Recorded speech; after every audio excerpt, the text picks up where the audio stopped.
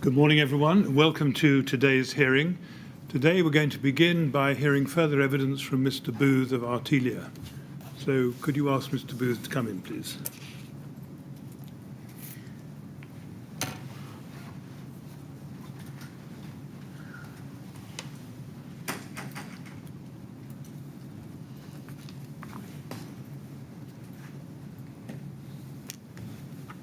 Good morning, Mr. Booth.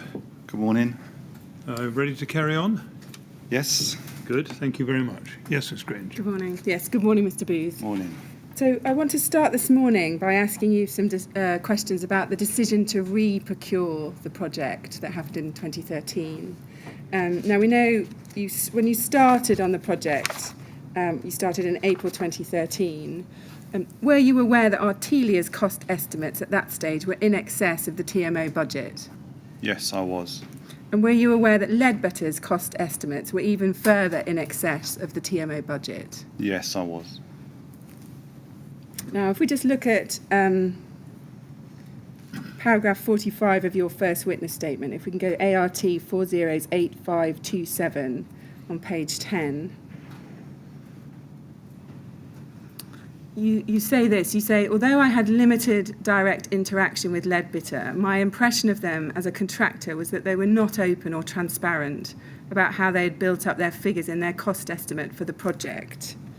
So you say that there. Now, but is it right, and did you understand at the time that Miss Lim, the quantity surveyor for Artelia, was working closely with Leadbetter at this time? Yes. And is it right that as a result of her work, the gap between Artelia's cost analysis and Leadbetter's costs was narrowing? It was, yes. Yeah.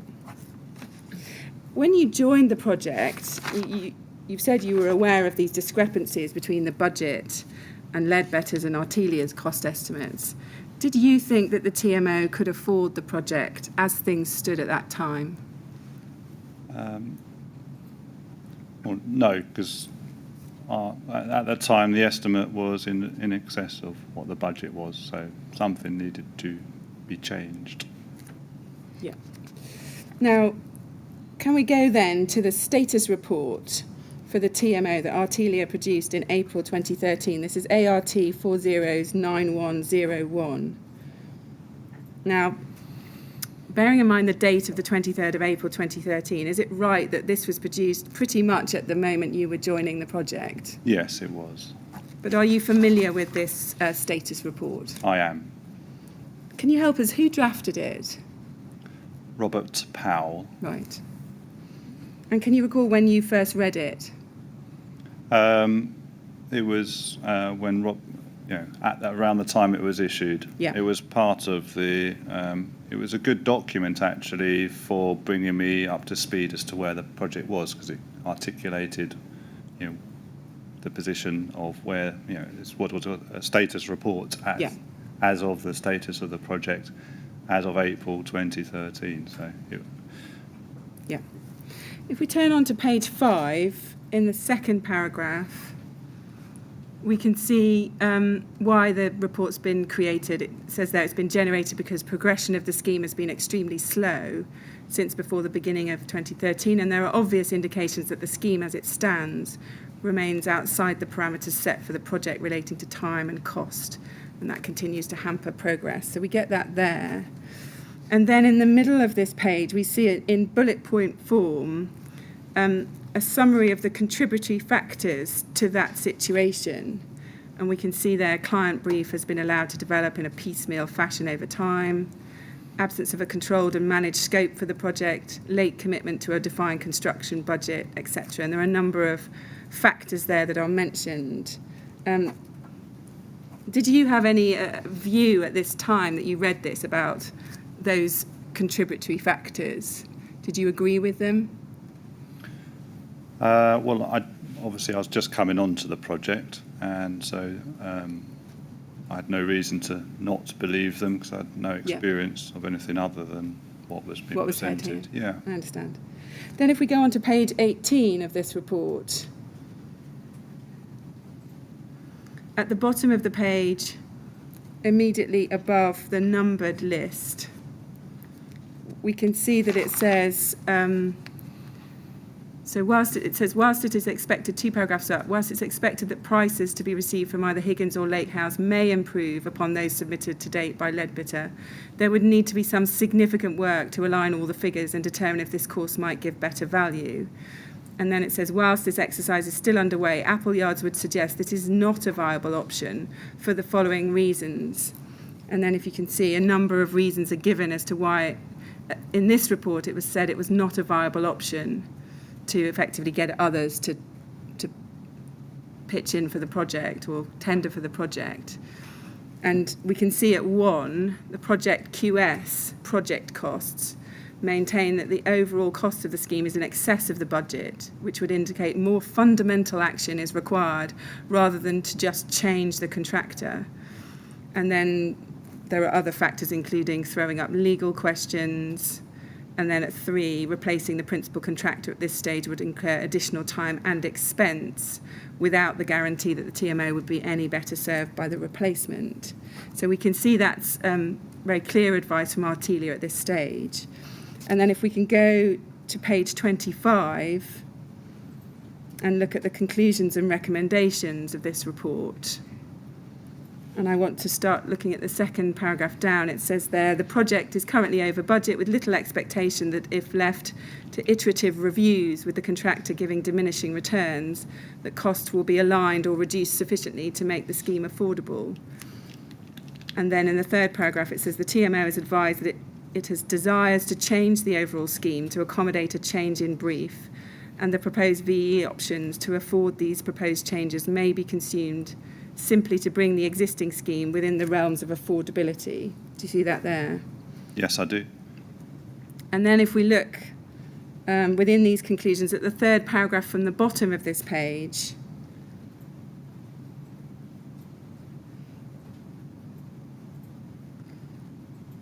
we can see it says there, so it's 2 up from the number paragraphs. It says, accordingly, it is Appleyard's opinion that unless the project in its current guise is stopped and a fundamental review embarked upon to redefine the scope, programme and cost, it will fail. So we can see that was the advice being given by your colleagues in this report at that stage. Is that correct? That's right.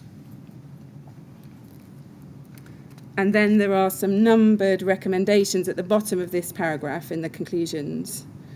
And we can see those recommendations there. Is it fair to say, therefore, that Artelia's primary recommendation was to stop the project and fundamentally review the project's scope, programme and cost? Yes, I think the purpose of this was to say, well, look, something needs to change, and this was a sort of drawing a line in the sand and saying, this is where we've got to. Yeah. What do we want to do to make this project a success? And there are going to have to be some decisions made. And so this was produced, and then Appleyards produced a near-term action plan that was off the back of this to bring the project back into a proceedable project. Yeah. And it's right, isn't it, that at this stage Artelia was advising against reprocuring the main contractor because it was thought that changing contractor would not address the fundamental problems that had been identified here. We wanted to make it clear, I think, Robert wrote this report, but I think the answer to it wasn't just getting another contractor. My experience at the time, I did have limited dealings with Leadbitter, is that whilst we were narrowing the gap, they were very much busy on the Kensington and Chelsea Academy project at the back. Yeah. And I think the procurement decision at the beginning was the sites are very close to each other. There will be economies of scale that can be gained by having the same contractor do both. And there won't be any sort of difficulties with logistical arrangements, contractually already relationships set up. But as sort of that had almost run its course, there'd been a number of iterations between Tree Chen and Leadbitter, and it was obvious that it wasn't getting any further down that course. Yeah. Now, if we move forward with the chronology, if we can now go to ART 406252. This is an email from Robert Powell to you. You're the main recipient of this email. Simon Cash is then copied in. And it's on the 21st of May, 2013. And we can see it says, Philip, interesting meeting this AM, exclamation mark. Basically, Peter Madison has been overruled by Laura Johnson. She wants to keep the works for the boxing club and nursery and doesn't want to progress the kitchens and bathrooms at this stage necessarily. Also, PM, is that Peter Madison? That's what I understood it to be, yes. Not keen on progressing with Leadbitter. And then our report kicking this all off was based on the objective of preserving programme. This now not so important. Value for money is. Accordingly, we are likely to reprocure scheme via OJEU. And then we're planning a status update meeting on the 6th of June, and we'll look in due course at what happened at that. So you're getting this email on the 21st of May. Just taking this in stages, what did you understand Robert Powell to be saying to you when he uses the phrase overruled? Peter Madison has been overruled by Laura Johnson. So Peter Madison, I believe, reported into Laura Johnson at Royal Borough, Kensington, Chelsea. And we had been reporting into Peter Madison as Artelia, and the project driver, when we started, was a desire to ensure that Grenfell Tower was included as a project at similar times to the Kensington and Chelsea Leisure Centre and Academy behind. And I believe the driver from the TMO on that was there was a lot of political pressure to demonstrate that Grenfell Tower wasn't being forgotten, that there was still going to be money spent on the tower and not just a shiny new academy and leisure centre behind, but also that the tower would be built. And I know that there was concern because a lot of residents were complaining, like, what's happening? You're not going to improve our tower. We're going to get forgotten. So there was, I think the TMO were very aware that they wanted this project to proceed, and so programme was really important to them, as in doing it not quickly, but that was their primary driver. That informed, obviously, that status report they originally wrote. And if programme is the primary driver, then negotiating with an existing contractor saves programme. But it may, in general project management terms, it may well cost you more because you're negotiating with one contractor. Yeah. I understand that, and I understand here you're being told now programme's not so important, and that value for money is. But we've seen that Artelia's written advice was that the biggest problem, the most fundamental problem, was that the budget was too low. Well, I think, also you can see that we'd been talking to them about what is going to change to the actual scope of the project. So it's not just about changing the contractor. So you see there, she wants the works of the boxing club and nursery. We were talking at that time and go, well, maybe if we've got to bring it back into budget, here are some of your choices. I see. You can exclude doing the boxing club, or you can exclude doing works to the garages, or you can exclude doing some works. That's how you were going to bring it into budget. And at the same time, they were saying, actually, we would like to improve the kitchens and bathrooms in the residence. So there was, our status report did enact the TMO into considering alternatives, not just changing the contractor, but also looking at what could also change in the project to bring it into budget. I see. Yeah. So what you're saying, I think, to us is that you still thought that fundamentally revisiting the scope of the project was also a necessary next step. Yes. In terms of value for money and the difference between going from programme to value for money, was that a polite way of saying that RBKC and TMO were now interested in doing the works as cheaply as possible, even if that took longer? So value for money is often something that clients ask for, and there's three primary drivers in projects: price, quality, and time. And which one's the most important to you will make your decision, help you make decisions. Doesn't mean you throw the others out. But yes, if you want to bring the price down, then it might take a bit longer. And that's what was being requested here. Is we're not so precious about the time. We want to make sure that we're getting the best value for the money we're spending. I see. And that's particularly public sector funding, value for money is exceptionally important. And being able to demonstrate and audit that. Can we now go to the addendum status report that was produced in May 2013 by Artelia? This is ART 406232.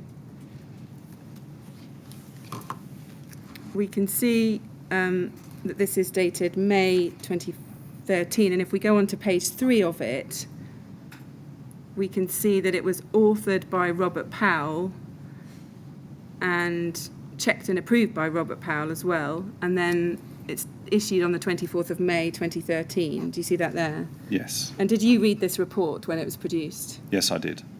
Were you aware that the advice that Artelia was giving in it had changed? Yes. And it's right, isn't it, that Artelia had completely changed its position, given the change in the client's requirements, in terms of re-procurement of the project? That's correct. Now, you say in your first witness statement at paragraph 50, in the first part of paragraph 50, you say you agreed with the conclusion reached in the original report to stick with Ledbetter and avoid delay going down a longer procurement route. Did you agree with the change of advice given in this addendum report? Yes, I still did, because there'd been a change of primary focus of what the client wanted, and depending on the client's primary driver does affect the procurement decision. It's often one of the things we do talk about on projects. What's most important to you? And different projects will have different levels of importance. Let's just look at the bottom of page 6 and on to page 7, just so we can see that change of advice. If we look at the bottom, it said there, above the bullet points, in light of the changed emphasis of the project brief, we seek to amend our recommendation to the TMO as follows. And then what we can see is basically you're saying cease design activity on anything other than reconfiguring the scope of the project, conduct options of appraisal, reprogram the project, revise the planning submission, and then review options to replace the contractor with the target of improving value for money, and then either a framework agreement or an OJEU option to be considered. We can see that there. So you've set out the stages with this changed advice. Yes, and we're continuing to say it's not just about changing the contractor. There still needed to be reconfiguration of the scope. So just to be clear, you felt that this was the correct advice to be giving at the time, did you? I supported it, yes, Yeah. what Robert was proposing. So if we can now go to ART 406418. This is an email from Robert Powell to you and Simon Cash on the 22nd of May 2013, where he's attaching this addendum report that we just looked at. And he says in the first line, he attached my draft addendum to our April report to the TMO. And then he says this: fundamentally, this is a bit of political lubrication to give the TMO justification to go against the recommendation in our original report, which suggested they keep Ledbetter involved with the project. And then he talks about when he would like to be issuing the report. Now, this email was sent to you, but you don't mention it anywhere in your witness statement. Can you help us as to why that might be? I didn't think it was particularly pertinent. I received many emails. Yeah, on this I think you project. exhibit over 450 documents, but this one wasn't Yeah. one of them. What did you understand the phrase political lubrication to mean there in that second paragraph?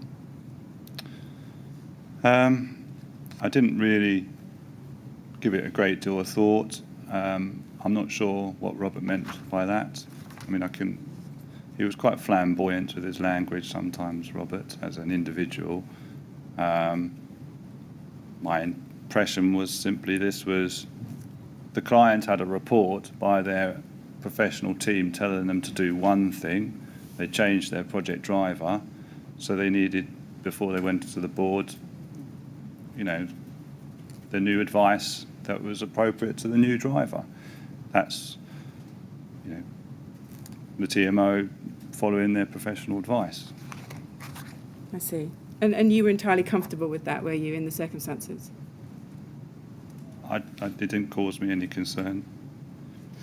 If we can now go to ART 409020 and look on page 2, we can see an email of the 24th of May 2013, at 16:27. This is from Robert Powell to Peter Madison and Paul Dunkerton, and you and Simon Cash are both copied in. And we can see it says, please find attached the addendum to our report we discussed. This should now give you the comfort you are looking for to proceed with looking to re-procure the construction against our earlier recommendation, which was based on now obsolete information. So we can see that there. And then if we go up to the top of page 1, we can see David Gibson's response. You're still copied into this, his response to Robert Powell, and he thanks him for it.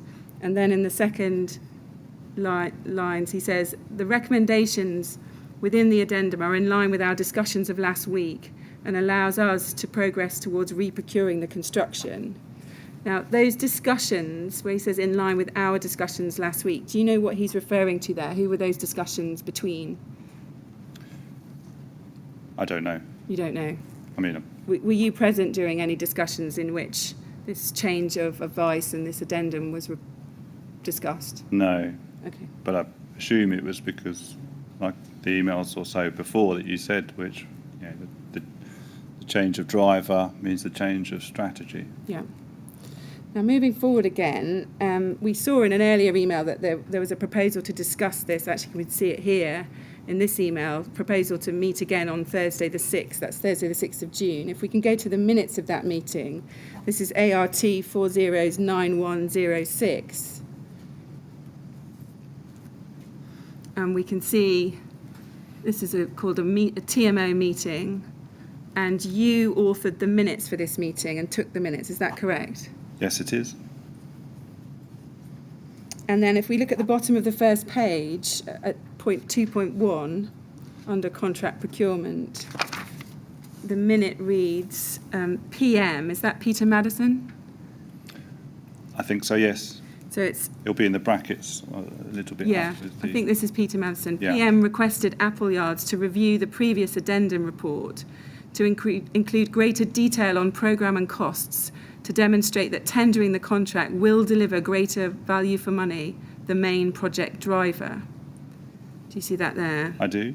And then programme implications of the OJEU versus London Housing Consortium framework, LHC framework, to be issued to PM by the 11th of June.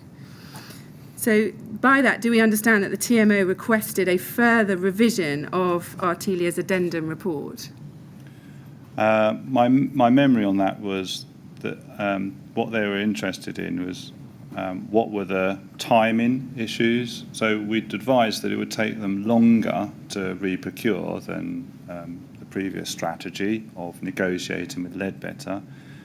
And there was a decision to be made between going with an OJEU procurement process or the other framework. And they wanted us to do a bit more work to be more detailed in what are the two programme implications of those two options, to see if one was a bit quicker or one was a bit slower, which I did. Just going back to the PM requested Appleyards to review the previous addendum report, was Peter Madison telling Artelia that the report had to demonstrate that tendering the project would deliver greater value for money? No, I think it was mainly he wanted more detail on the programme of one of these procurement routes. Well, the minute does record that he wanted greater detail, but then it says to demonstrate that tendering the contract will deliver greater value for money, the main project driver. Was that your view, that tendering would deliver greater value for money? You don't know until you tender it, but you can. It's evidently demonstrable. If you've gone to the market and tendered the work, that's how much it costs. So that is what it costs. Prior to that, an estimate by a professionally qualified quantity surveyor like Chui Chen, or even an estimate by a Ledbetter, is just that, an estimate. So open procurement, of whichever way we went on here, would demonstrate that is what it costs to do this. So value for money would be demonstrated.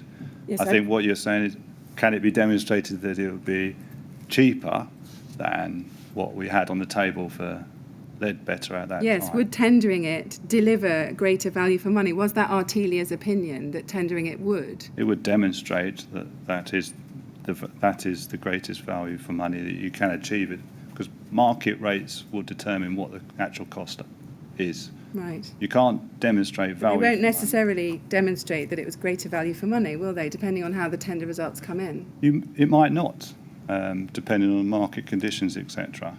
But generally, my experience of every project, if you're negotiating with a single contractor versus a competitive and process, the competitive process will leverage the greatest value for money compared to you pay a premium for negotiating with a single contractor.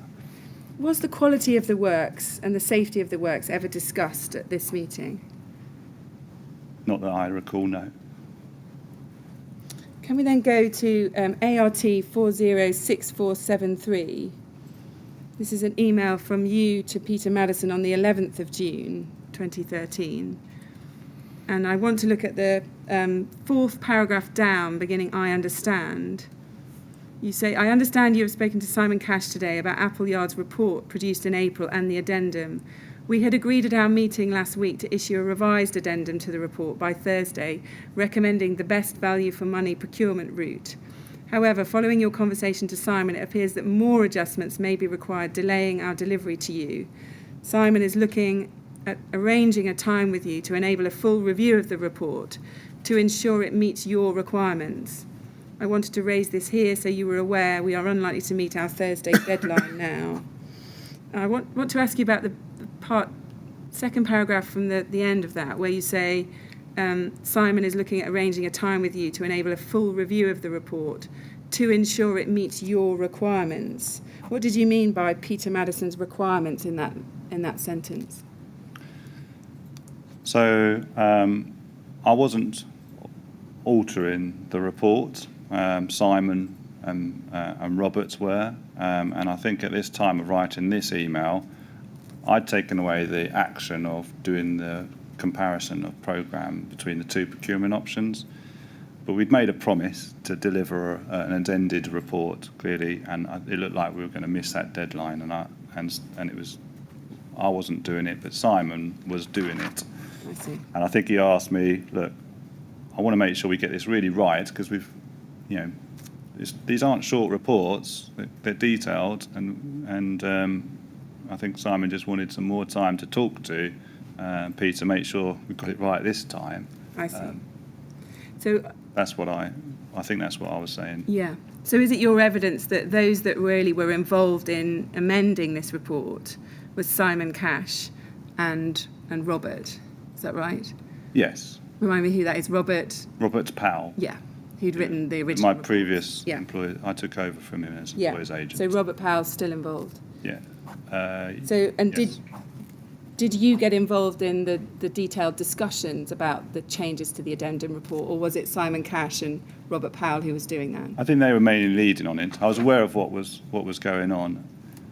Were you aware that Artelia changed the wording of that report so that it read more favourably for the TMO?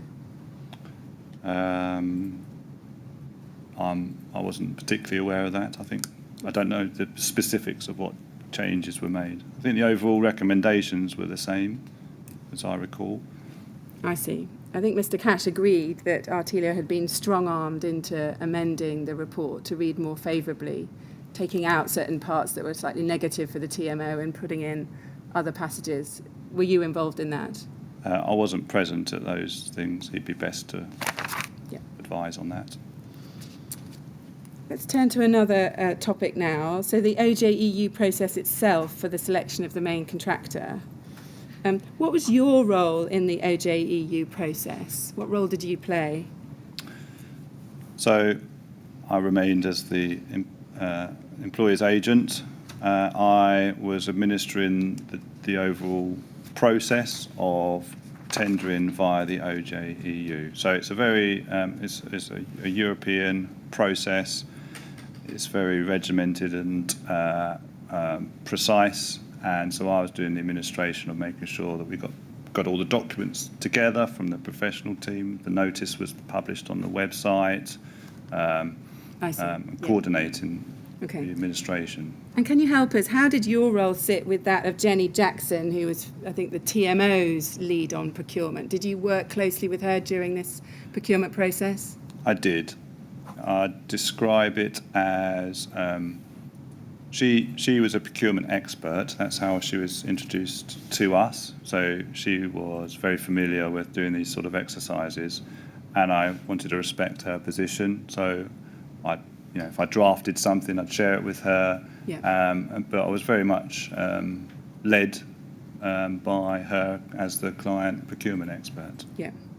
Now, we know that OJEU notice was published on the 20th of August 2013, and that there were a number of expressions of interest, but only 5 bidders returned what are known as pre-qualification questionnaires, known as PQQs. Is that your recollection? That is.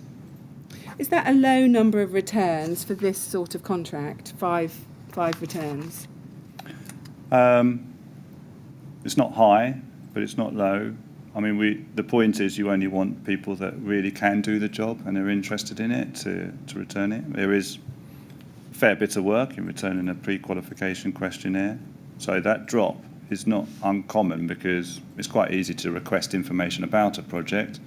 And sometimes people go, well, I won't qualify because I don't have the experience to put a pre-qualification together. And that's definitely the point. We only want people that are likely to be proceedable as contractors.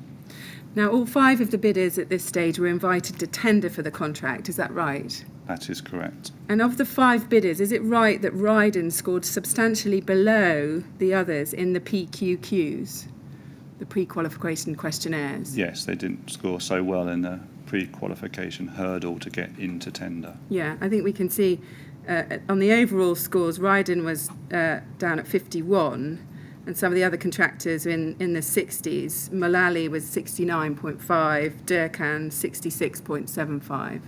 So would you agree that was substantially below the others at the PQQ stage? They scored lower, yes. Yeah. Just to explain, though, a PQQ is like to get in to sift out those contractors that are not appropriate. They're not the right size of contractor. They don't have the appropriate experience. So it's scoring highly in a PQQ doesn't mean they may well have done a better. They've clearly done a better submission at the PQQ stage. Yeah. But scoring low doesn't mean that they're not appropriate to proceed. Just they didn't answer perhaps the questions as well as their competitors. But it's still deemed all of those that were taken through were of sufficient, experience, size, all those sort of general qualities that were needed to be invited to tender. Yeah, I see. Now, we can see in the OJEU notice, I just want to ask you if you remember this, and if not, we can turn it up, the notice of the 20th of August 2013, that it envisaged a minimum number of tenders of 5. Can you remember that? Let's look at it. ART 408871.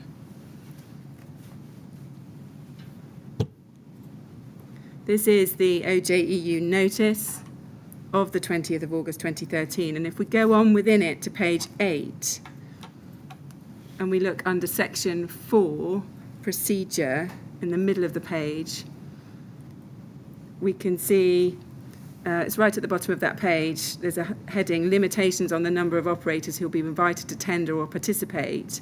And then just a few lines down, it says envisaged minimum number 5 and, if applicable, maximum number 8. Do you see that there? Yes. So 5 was the envisaged minimum. That's correct, isn't it? Yes. This is put forward because you're advertising to the world if you want to bid. And one of the decision criteria that bidding contractors will be interested in is how many people am I going to be up against at tender stage. Yeah. So if you put a big number in there, it may turn off contractors because they might think, well, even if I get through the PQQ stage, I've still only got maybe a 1 in 10 chance of winning. Yeah. But that's the range that we agreed to go for on this. Yeah. Was the reason that Ryden was invited to tender because the TMO preferred to have 5 bidders? Did you ever have that discussion with them? No. Both TMO and Artelia independently scored the PQQ process. It was diligent. We went through it all and both came to a similar conclusion that all 5 were quality enough to be invited to tender. They passed the PQQ stage. Were you aware at the time that TMO guidance was to have at least 6 bidders? I was not aware of that. Now, of the 5 bidders that were invited to tender, we know that one, that's Waits, pulled out in December 2013. Another one, Keepmoat, pulled out on the 15th of January 2014. So that left 3 bidders, is that right? That's correct. Were you ever concerned that there would not be sufficient competition with only 3 bidders? It was a concern, yes, at one point. We wanted to make sure that we could demonstrate competition. So we took steps when we heard that some were pulling out because when they got into the detail, they made their decisions to pull out, that we wanted to be reassured that the others were still going to be submitting. Yeah.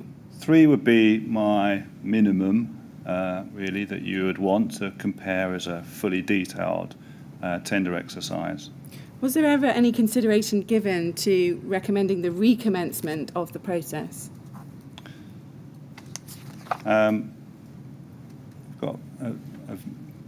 That would have been an option potentially, but because we still had bidders that were going through the process and were saying that they were going to submit their returns, and we did get 3 returns, that it wasn't something that we considered in great detail. Okay. I think if we got down to maybe 2 or 1, then there would have definitely been what are we going to do now? Let's think again. Let's look at an email now. This is ART408976. This is an email from Peter Blythe on the 17th of February 2014. And I think you're copied into this. Yeah, yes. You're copied into this. And we can see that Peter Blythe is providing a list here of the 3 remaining bidders and their prices. Do you see that there? Yes. And then in the second paragraph, so underneath the bullet points, he says this: we are now busy checking the quality returns as well as checking that the contractors have priced for everything correctly. Do you see that there? Yes, I do. Now, so we can see that Peter Blythe here is circulating the prices before the quality has been assessed. Is that right? Yes. Is that standard practice, in your experience, to share the price of the bids with the team before the quality has been evaluated? Yes, it is. We usually have a tender opening form that records when the tenders are opened, to make sure it's an open and transparent process. It's usually opened by a couple of independent people to make sure that it's fair and reasonable. And then there's a form that's signed, and it just records literally what are the tender returned prices. Yeah. That's what we're sharing here. Now, those prices may well change as we dig into the detail and check that everything's been added up correctly, everything's been included. But we do record diligently. When we opened the tenders, these are what the prices are. And then we go into the assessment of the quality and checking all the prices. Is it possible that by doing that, the scores given for price might have influenced the scores for quality? I don't think so. This process was a very diligent process that we went through. Particularly, all the quality questions were spelled out. What scores were going to be given was all agreed before we even got the tenders back. Both the TMO team and Artelia team marked it independently and scored the quality criteria. So I think it was a thorough process, and that the quality scores, I do not believe, were influenced by the knowledge of the price. Can we just look at your first statement at paragraph 32? This is ART 408527, page 32. And I want to look at what you say at paragraph 113.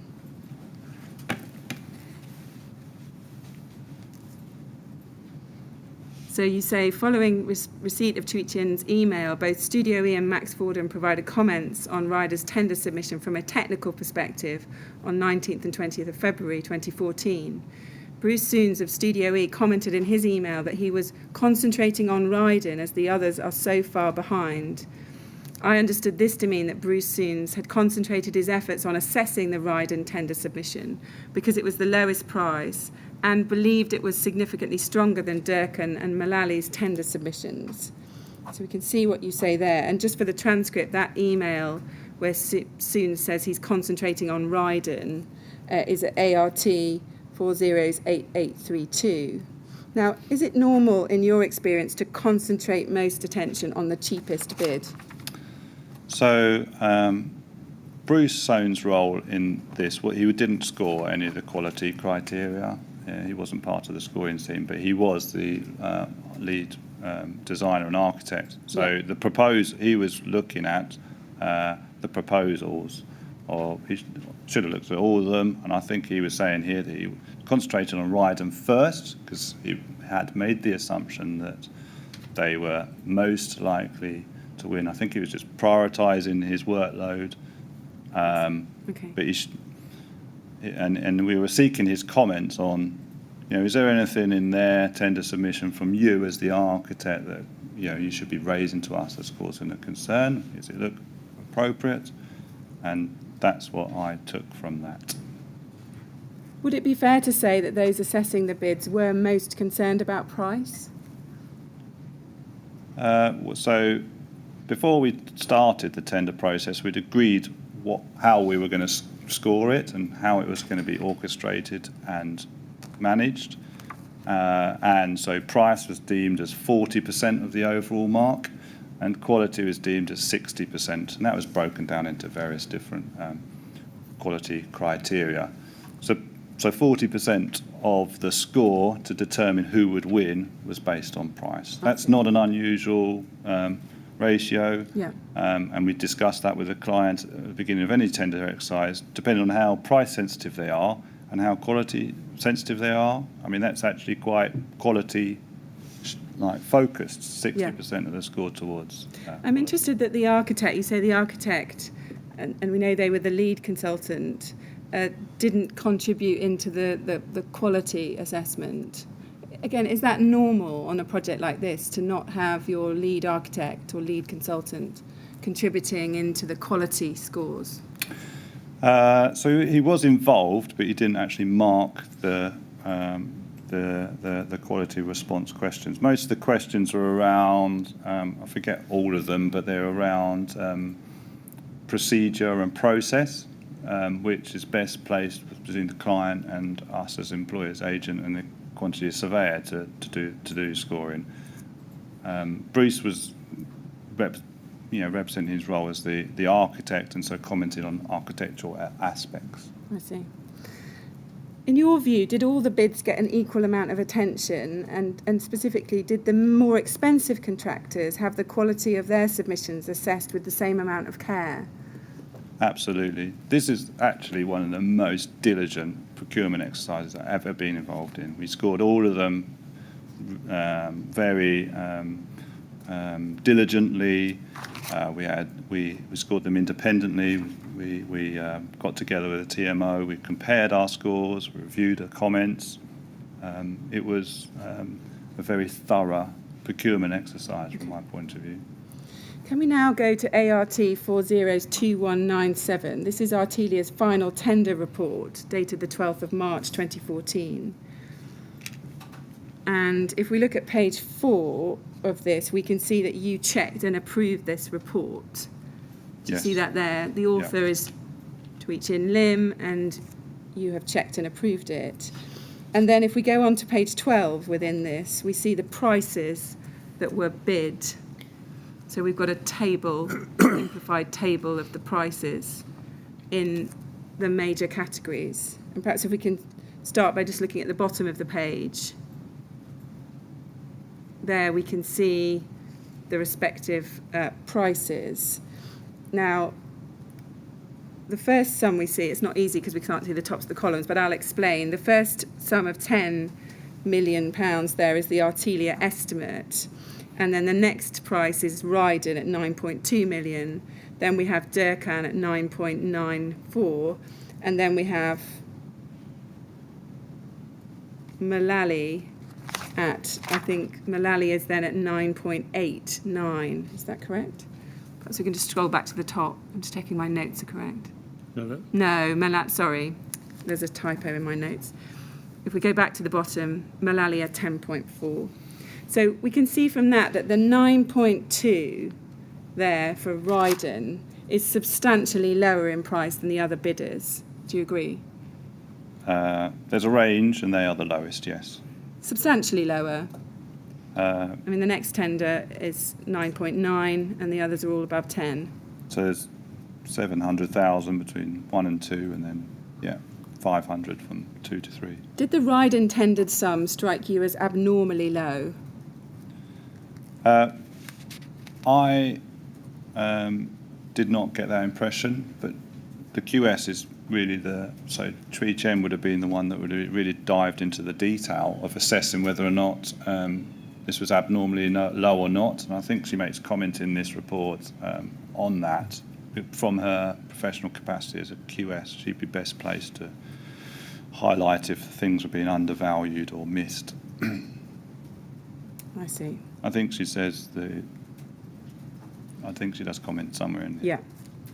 I think we ought to note here as well, in fairness to Ryden, that if we look at external facade, the B8 line there, we've got the Artelia estimate is at 2.6 million, and Ryden are coming out at 3.8, and then the other contractors 3.6, 4.1. Do you see that there? Yes, I do. Yeah.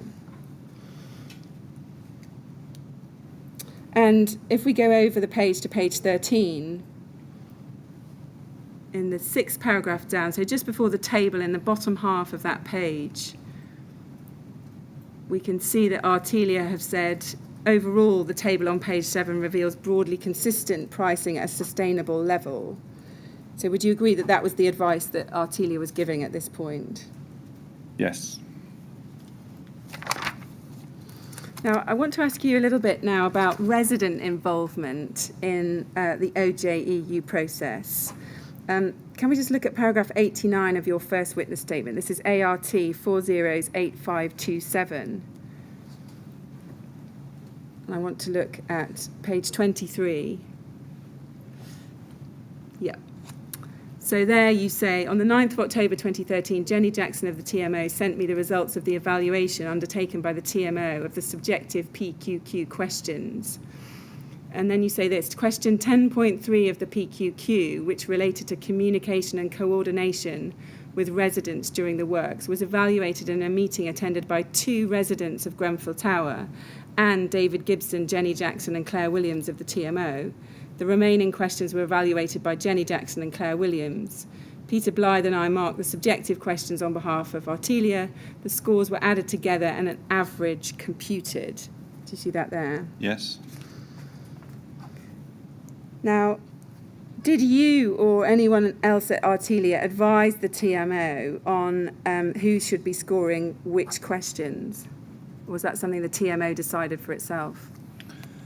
The TMO wanted to have some resident input to the selection of the contractor, and it was their assessment as to, what was what was fair and reasonable to ask a resident to engage in, and I think they made the assessment to ask some residents to represent and score the parts of the PQQ that were around resident liaison.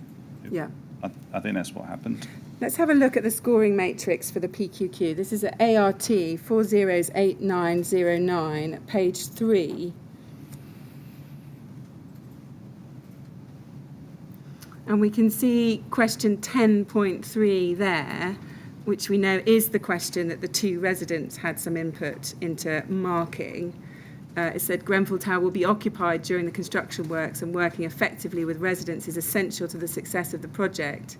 Using an example from one of the projects listed in question 10.1 above, please confirm how your organisation managed communication and coordination with residents during the work. So we can see that question there.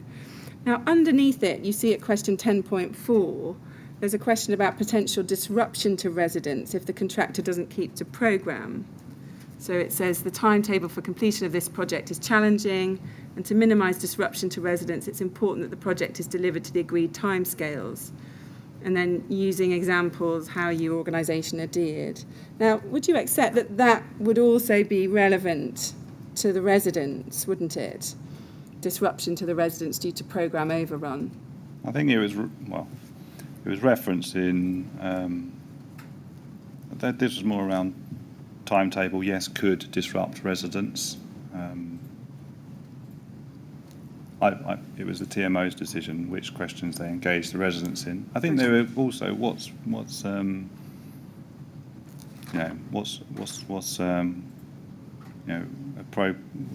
the right thing to engage them in. That question may well have got sort of detailed project Gantt chart information. I don't know. I didn't make the decision as to which one. I just want to show you one more question over the page 5, question 10.10. It's about long-term benefits to the community. Using examples from the projects listed above, please give examples of 3 initiatives. Now again, but would you agree that that would be something relevant to residents, that residents could have scored on? Yeah. I mean, again, I didn't choose which ones residents were engaged with.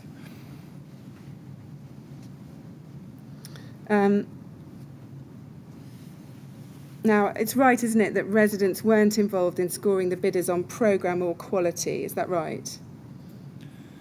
So, any resident engagement during the assessment process was within TMO's gift. They decided how much to engage them or not in the assessment process. We didn't advise them or suggest what was right or not. We agreed the criteria that we're going to score the tenderers against, the weighting, the scoring, and resident level of interaction was a TMO decision. Okay. I was open to whatever they wanted, really. Yeah, I see. Now, we know that the bidder interviews took place on the 7th of March 2014, and that's addressed in your first witness statement. And we know also that the interviews formed 5% of the overall score. Is that right? That's correct. Can you help us? Why so low? Why would those interviews only have contributed 5% to the overall score? That was what we assessed. That's not a low percentage. Sometimes interviews are purely a clarification exercise. I don't score anything. And other tenders that I do, that's appropriate. Usually, but isn't that the opportunity to test, for example, what the contractor said about the quality, about the competence of the team, the expertise of the team? Given that, again, why so low in this instance? I think you can assess all of those things you just mentioned in written submissions. The interview was put forward, and it was very much the actual format of what that interview was going to be was 100% driven by Jenny Jackson. Yeah. She was adamant that we wanted to use some examples of a sort of a role play at that session, and she dictated what the questions were going to be. There was also a real desire through this entire procurement process to make sure that it was done thoroughly, fairly, equitably, and that every contractor was given the same opportunity to answer every question. And that is much easier done in the written format of question and answer. And in the when we got to the interview, actually Jenny was particularly concerned to make sure that every contractor was given the same question. Right. So there was no opportunity for discussions going off down a particular tangent that one contractor talked about that another didn't. Yeah. But to give you an example that we are now aware of, for example, some of the Ryden CVs that were put forward, we now know that there were some inaccuracies in those CVs in terms of people's experience.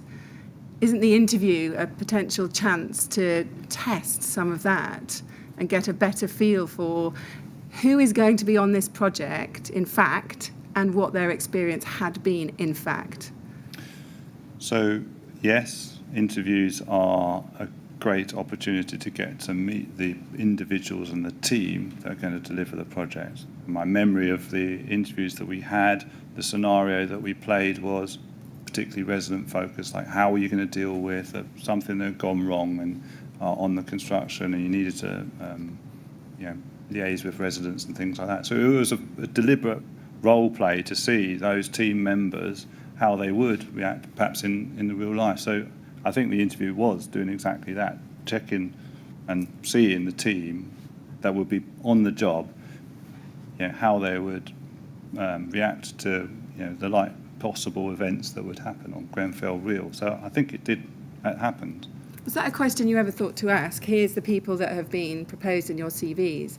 Can you reassure us that in fact those people will be on the project?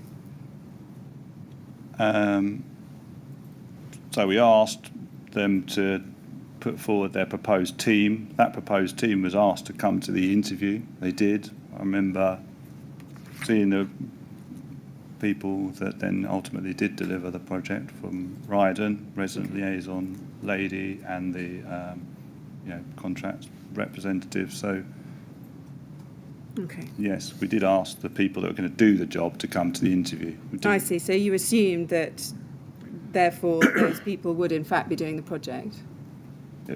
Yes, it was asked that. I believe and that's a normal thing on a lot of tenders. Don't send the sales team. We want to meet the people that are actually going to do the job, and I believe that's what happened here. Okay. Now, just some short questions about the scoring for the interviews. Is it right that the resident scores would be averaged with the TMO scores? They were doing it together, the residents and the TMO. And is it right that in turn those scores would then be averaged with Artelia's scores? So TMO and the residents did their assessment. Yeah. We did ours. We came together and we compared notes and compared scores, and then we collectively agreed if we scored a 3 and they scored a 4, do we go 3.5? And we debated it. And But in broad terms, is what I've just described the process you followed? I think so, yes. Yeah. Would you agree that that would mean, potentially, that the resident scores were being watered down in the scoring process? I don't agree that they've been watered down. I think the TMO decided what the residents would be involved in, and they scored the elements that were involved with them. I didn't really get involved in how much the residents would or wouldn't be involved in the tender scoring. Okay.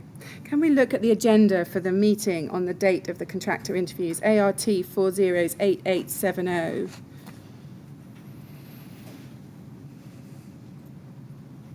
This is the agenda for the Grenfell contractor session, Friday the 7th of March, 9:15 to 10 a.m. Is it right that this is an agenda for a pre-meeting before the first contractor was to be interviewed? I think that's right, yes. Yeah. And was the purpose of this meeting to make sure that everyone understood what was happening at these meetings, like a briefing before you conduct the interviews?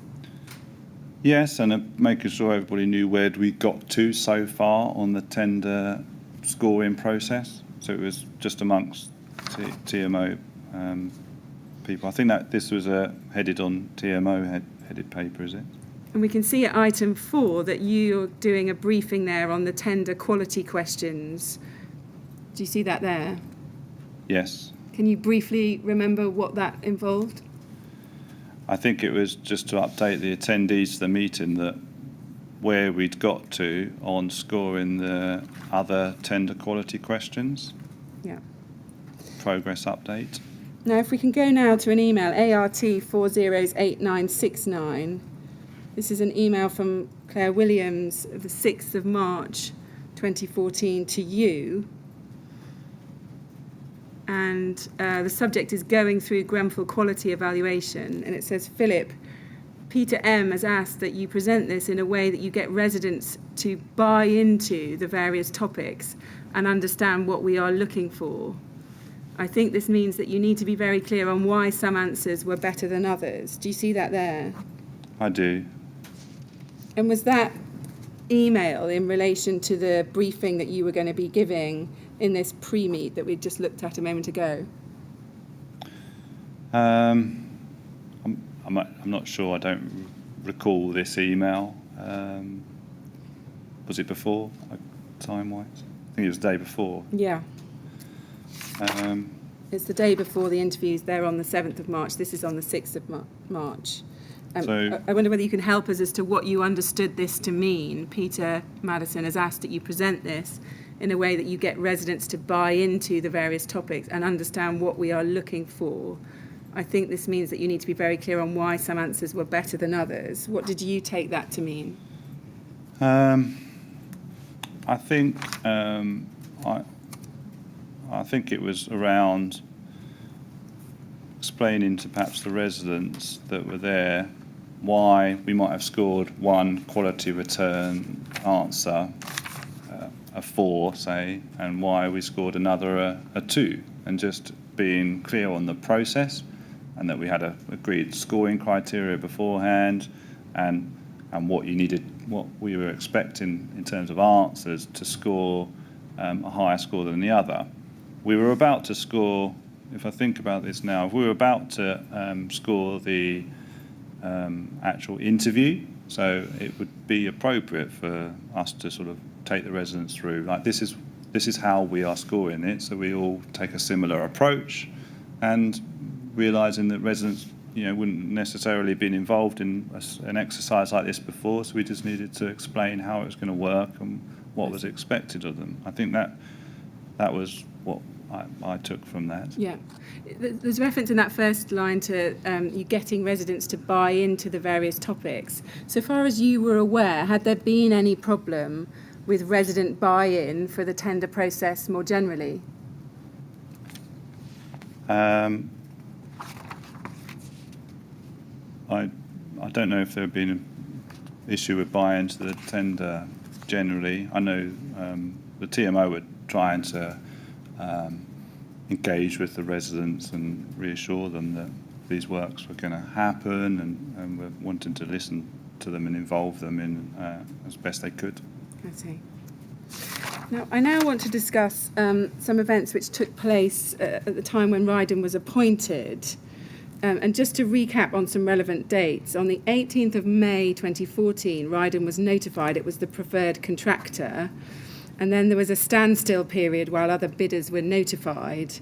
And then on the 25th of March 2014, Ryden and the TMO entered into a pre-contract agreement before the building contract was then finalised in July 2014. Do you recall that broad chronology? Yes. Now, can we go to ART 406433?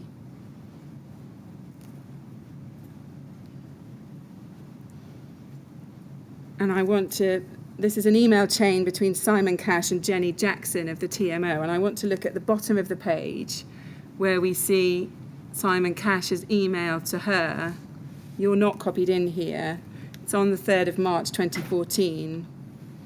and you state, Simon Cash says, I agree with you in terms of placing the contract at the submitted tender value and an offline discussion with the preferred contractor, particularly to set out the intent once a contract has been entered into. There is absolutely nothing to say that once in contract, the TMO cannot look for ways of making savings, and as part of the informal discussion, the intention can be made clear, and although not binding, the contractor's agreement sought to work with TMO to achieve the required savings. Some savings have already been identified, and the contractor may well put forward others for consideration during the discussions that can be investigated prior to entering into contract. Now, you see that there, and you do mention this exchange in your first witness statement for the transcript. That's at paragraph 119. I said you weren't copied in, but if we look at the CC list, we can see that there's reference to a number 11833 Grenfell Tower. Do you see that there? I do. Was that Artelia's general mailbox address for the Grenfell project? I think it was, yes. Does that mean that you're likely to have received a copy of this email during your time on the project? Yes.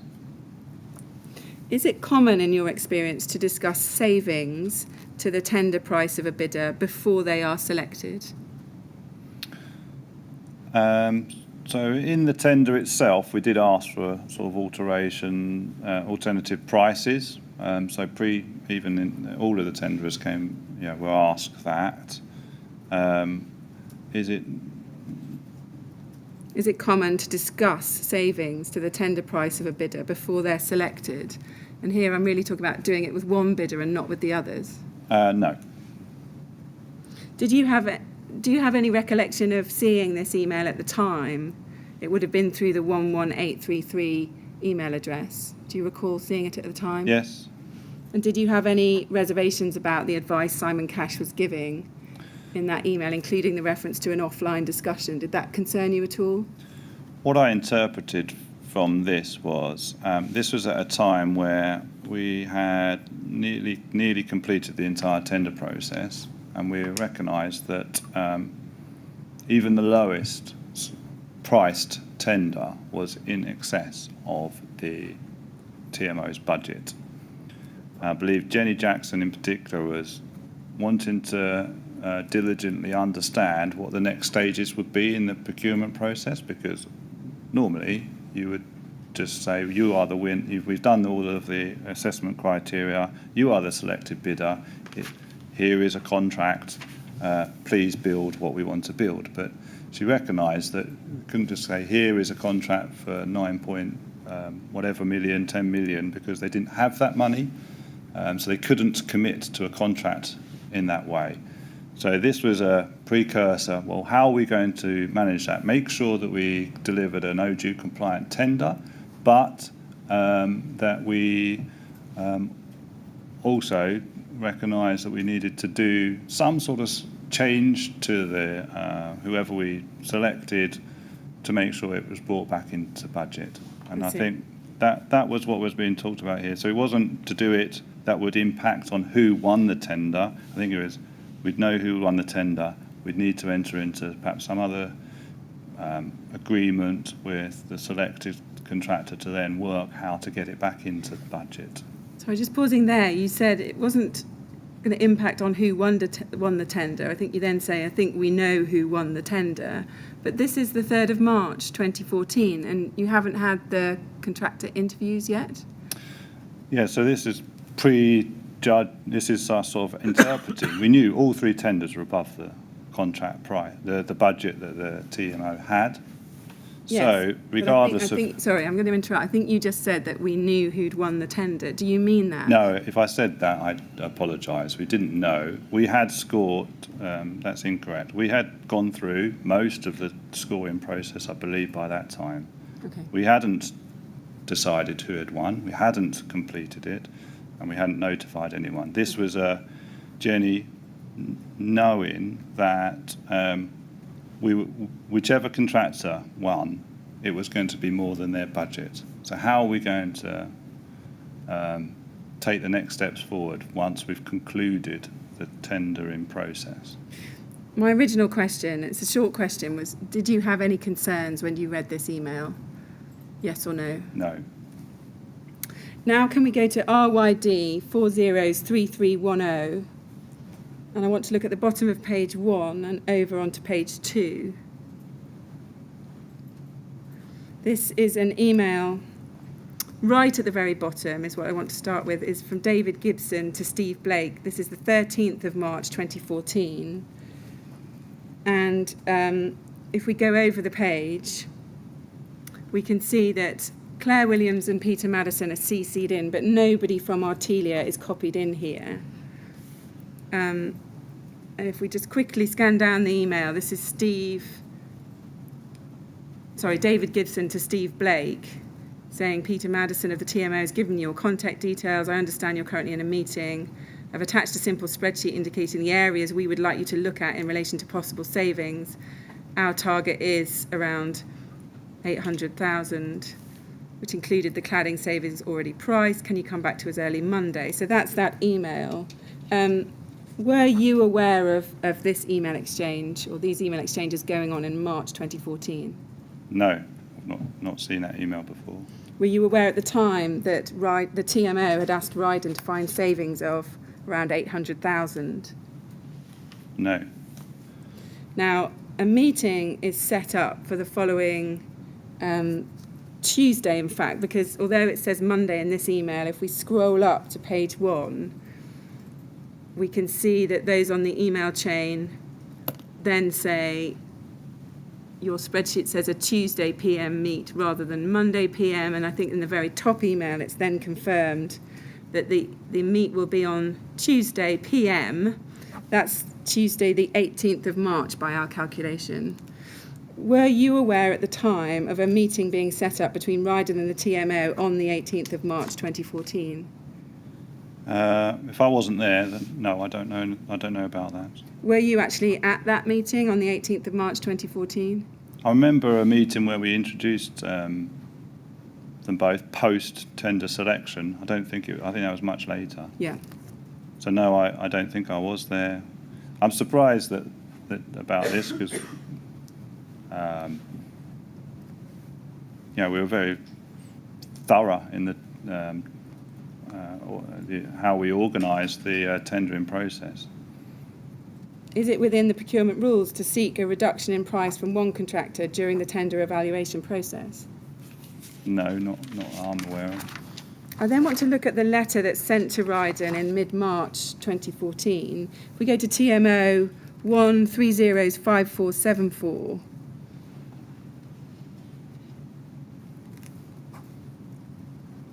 we can see at the top that it's dated the 17th of March 2014, and it's telling Ryden that they're the preferred bidder. And if we look on page 2, we can see that you've signed this letter. Do you see that there? That's right. But it looks, from what we can see on the documents, that there came a time when Jenny Jackson made some comments and amendments to this document. Do you have a recollection of that? Not specifically, but I did often send formal, letters and things to her for her review, and she often made comments. Particularly on this letter, there's lots of feedback. Yeah. So that was collective feedback between both TMO and Artelia. And when you sent a letter to Jenny Jackson like that, with a draft effectively for her to look at, would your signature have been in that letter at that stage, or would that be added only in the final version? I don't know. You don't know? Okay. If we can go to ART 402210, this shows some comments on the document. If we go to page 8. Sorry, let's go back to the document. I think that's just showing that there's been some changes made. What we can see is this is the version of the letter dated the 17th of March, and then we can see, and we believe it's Jenny Jackson, based on the author of the changes that you see later in the document, has made some comments on it and some suggested additions to the letter. Do you see that? Yes. And can you remember that? Okay, yes, yeah. I can see that. And we see, for example, that she's inserted some capital letters below the first bold text there. If we look at the version sent out to Ryden, this is ART 408632. We can see that this version to Peter Arnold at Ryden is dated the 18th of March 2014. And again, if we look on, and we can see, sorry, before we look at page 2 in your signature, that we can see some of Jenny Jackson's changes have gone into this final version. That's correct, isn't it? Yes. And then if we look on page 2, we can see there's your signature. So that appears to be the final version that's sent out.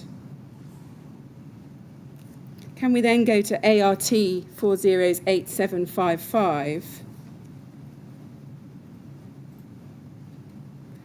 This is an email from Peter Blythe to Ryden attaching the letter of the 18th of March. And we can see from that it's sent at 5:55 p.m. Do you see that there?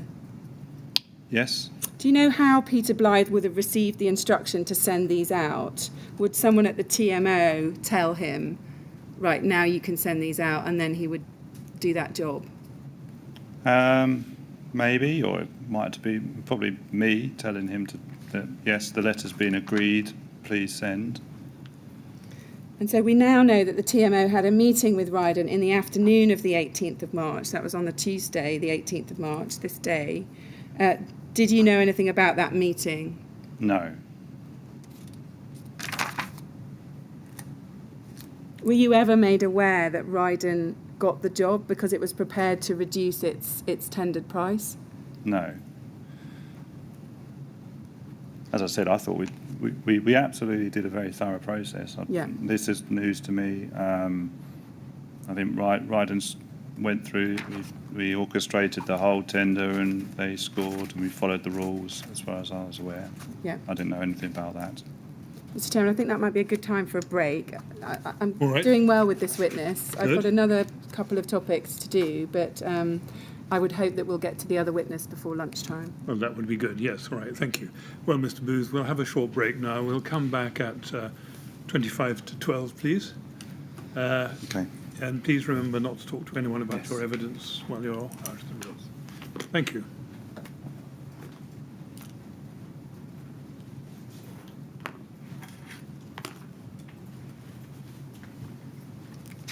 Yes, 25 to 12. Please. Thank you. Yep.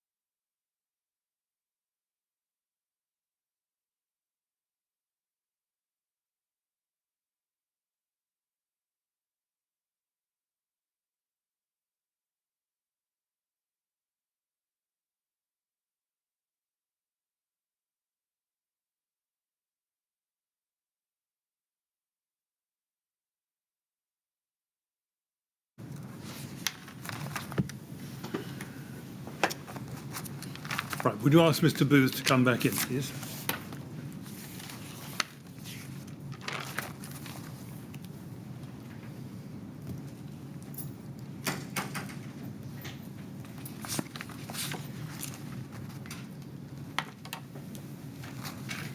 Right, Mr. Booth, ready to carry on? Yes, of course. Thank you very much. Yes, Ms. Grange. Yes, thank you. Yes, Mr. Booth, just a few short questions now about the value engineering exercise that was undertaken after a contract was entered into with Ryden. And can we go to RYD 404154?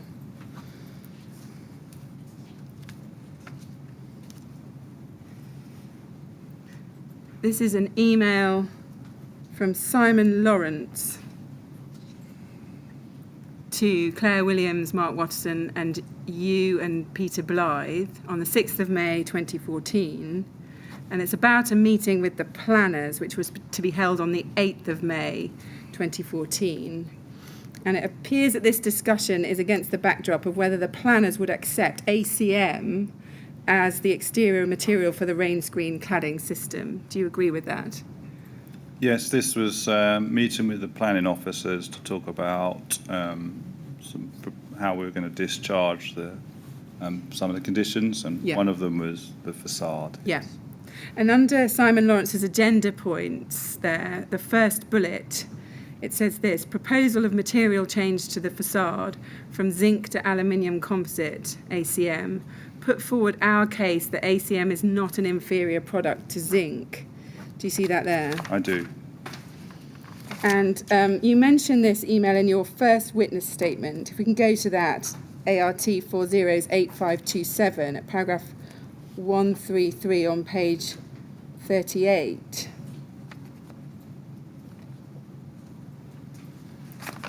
And if I pick it up right at the bottom of that page, you say, I recall that at this time the entire discussion between Studio E, IBI, Taylor Young and the LPA surrounding the cladding related to its appearance and whether ACM, if we go over the page,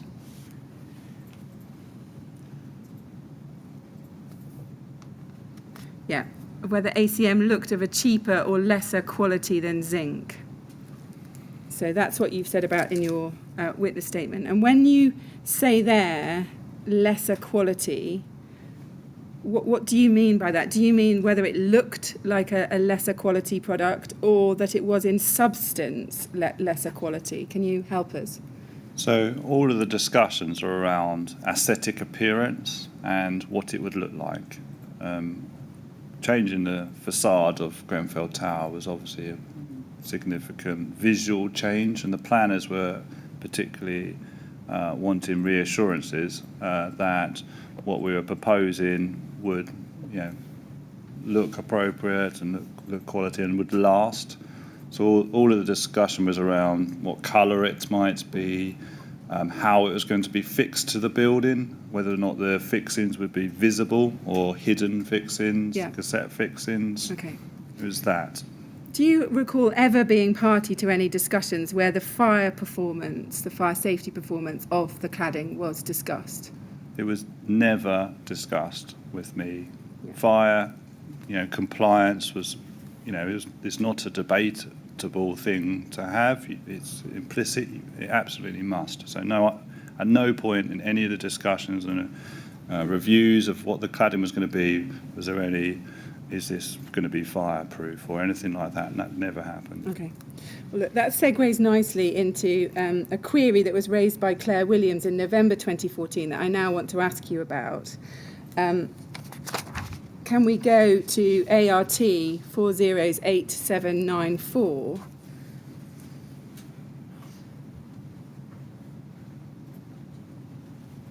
This is an email chain between you and Claire Williams, and I want to pick it up on the second page. We can see an email dated the 12th of November at 10:36. Yeah, there. So this is from Claire Williams to you and Nick Valente, 12th November 2014. And it's under the heading Grenfell Windows. And she says this, chaps, and under Windows, she said, when I delivered the building contract to site yesterday, I met up with Ryden and Matt Smith yesterday, and had a window discussion. I'm looking to take this report to Peter Madison and David Gibson, but I'm waiting for Ryden to verify that the proposed windows will meet building regulations. And then under the heading cladding, she says, I've just been looking at the cladding as our database is asking for costs. I have put something together. However, I do not know if there's any issue of flame retardance requirement. I know at Lacknell House, one issue was that the replacement panelling for the asbestos cladding was not flame retardant. I don't know if this is in the specification, but want to make sure it is raised. Please advise.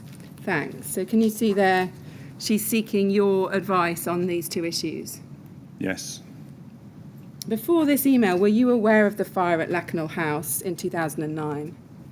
I wasn't, no. So does it follow that you didn't know what she was referring to in that cladding paragraph? Well, I could work out what it was probably referring to from reading it, that there was something, a fire happened at Lacknell House, and since then I've looked into it. At the time, did you go and look it up and put that into Google and see what you could find out about that incident? No, at the time of receiving this was one of the many sort of design queries that I'd received from Claire, and I think you see in my reply above that I didn't know the answer to what was all the specification and everything. So what I did to try and be helpful is pointed her to some of the references in the tendered Yes, MBS spec. I'll take you to that in just a Oh, okay. moment. just thinking back to your knowledge at the time, were you aware of other cladding fires having occurred at the time you worked on the Grenfell project, whether in the UK or internationally? I mean, I have a light understanding that obviously happens, but I'm not an in-depth knowledge of all of them. And did you have that understanding at the time? Did you know that that was a potential risk with the cladding, that you could get rapid external flame spread Yes. up a cladding system? You knew that? Yeah. Now, as you say, you then respond to this email. If we go up to your response on page 1 of this document, and we can see you say, you're delighted to hear she's delivered the contract, big milestone achieved.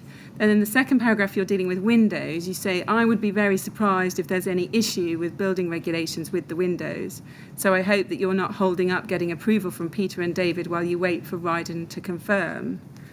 Now, just pausing there and just looking at that, what you wrote.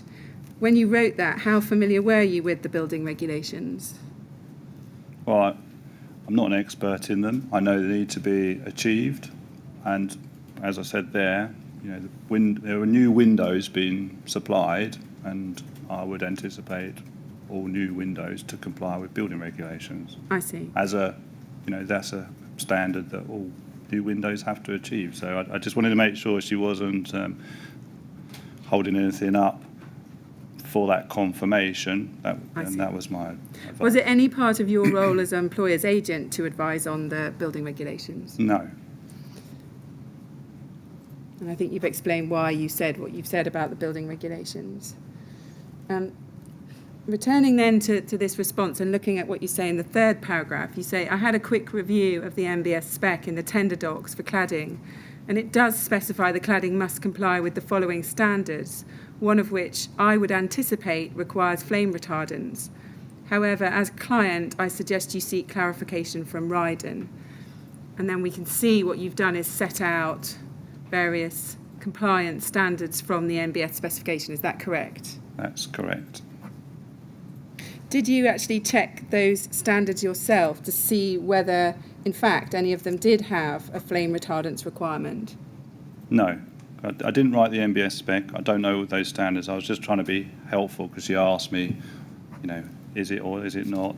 And I, as I said there, anticipated that, one of those standards, because they're quality standards, would cover fire arrangements. And I guided her towards talking to Ryden, who are responsible for the design, to get further clarification. So I wasn't trying to tell her anything more than that's what we put in the tender, and here are some standards, please check with Ryden. Yeah.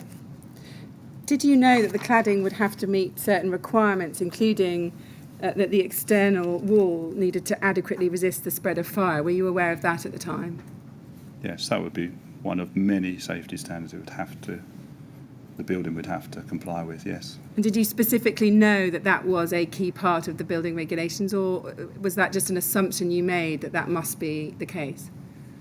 Well, in my role as employer's agent, I don't know the intricate details I'm not a designer, so I don't know the intricate details of all the building regs and all of the other safety requirements for all the component parts that go into a building. But I know that we need to get building control sign off at the end of the project, and I know that we have designers that have to design to all the necessary standards. Yeah. Did this email from Claire Williams at this time raise any concerns in your mind as to whether proper checks had been carried out on the fire performance of the cladding materials? It didn't, but I mean, coming back to it now in hindsight, you can sort of see why this is, of high importance, but and rightly so. But this was one of lots of queries I got from Claire, and I replied and directed her towards Ryden. So I didn't at the time sit there with a concern that there would be a flame or a fire issue with the cladding, because we'd asked for the standards to be met. Yeah. We had an experienced contractor on board had done this before. We talked to a supply chain that they were designing it. But you knew that there'd been a change as part of the value engineering exercise to the Yes. external cladding. You knew that, didn't you? We'd been talking about options on the cladding, yes, for some time. Did you also know that the insulation product had changed in the external wall? I didn't know that, no. Did you know that the cavity barrier placement had changed from Studio E's designs to what Harley ended up installing? No. All my involvement in the sort of change of cladding was purely around aesthetics, purely around how it was being fixed to the building, and around planning approval and how much it was going to cost. Now, we can see that you recommend, and you've just been talking about it, you recommend to her that she should approach Ryden. Can you just help us? Why didn't you approach Ryden at this time as employer's agent? Why leave that for her to do? Because it was that was her role. I was facilitating. She was. It was a design query, and I wasn't part of the design team at that time. I said to her, go talk to Ryden, they're the designers, you've got a client query. So that was the appropriate response, I thought. I appreciate you're not part of the design team, that's entirely understood, but as you just said, you were facilitating, you were the employer's agent, and your employer has raised a direct query about the fire resistance requirement of the cladding.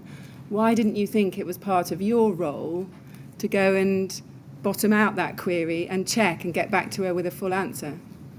Because it was a design query, and it was there were lots of design queries going on. My role as administering the contract as employer's agent is once contractors' proposals have been, a change happens, then I will instruct it and alter the contract. Okay. If I'd have got involved in all the design queries, I would have muddied the waters. And as I showed yesterday, the clear process chart that I'd put in place as to how changes were going to be reviewed, it was for the TMO as client to liaise with the designer, Ryden, as to changes. Did you think to yourself at the time, this is an important query that's been raised by my client, I better keep an eye on this and make sure Ryden do get back to her? So I saw that I think later that day, she forwarded on my bits that I'd hear to Ryden. So I'd seen that she'd approached Ryden, and I anticipated that something must have happened and got sorted, because that's what generally happened as a custom and practice on the job. I'd get a query around what was maybe in the tender, I'd direct her, she'd go and talk to the designers, they'd resolve it, and if it needed me to instruct it or change the contract, then then I would. And after this, it was never brought back to my attention. Nobody said, "Oh, there's a problem. I'm concerned." If somebody had said to me, "There's a risk, a problem," then obviously I would have taken that really seriously. So let's look at what you were just describing. If we go ART 408974, we can then see the email that Claire Williams sends to Simon Lawrence on the 12th of November 2014, and you are copied into that. You're the only person copied into that. Subject Grenfell cladding. And she says, "I'm just writing to get clarification on the fire retardants of the new cladding. I just had a Lacknall moment." And you can see she's cut and paste from your email, it would appear, the standards that you'd sent her. Is that correct? That's what I saw, yes. Yeah. And I think you've just explained you weren't aware of any response from Ryden on this. Is that right, whether written or otherwise? Correct. I don't know. I assume they spoke, sorted it out. Did you ever consider chasing Ryden for a response to this? At the time, no, I didn't. And can you help us as to why not? Because I had assumed that it had been resolved, because I got lots of these type of things, and that was how things usually happened. So Claire would ask me as employer's agent what was maybe included in the tender, and then the design discussion agreement would happen between another TMO representatives and Ryden designers, whoever it might be, and then it would come back to me as, right, well, now we need to instruct and confirm what it is that we've decided.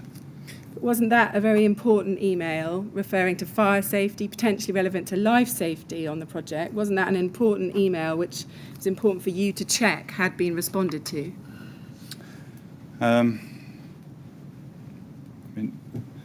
Yes, it's important.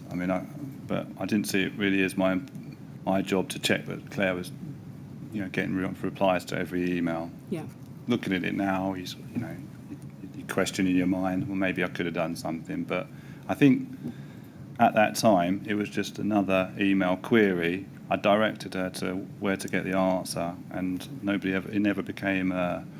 raised it to me as an issue going forward. So I didn't at that time have any concerns that there was any fire issues with the cladding being proposed. Were you concerned that Claire Williams isn't actually posing a specific question to Ryden in the email? Were you concerned that the email's slightly kind of short form in terms of what she's put here? Did that concern you? Not at the time, no. And what about liaison with your CDMC coordinator?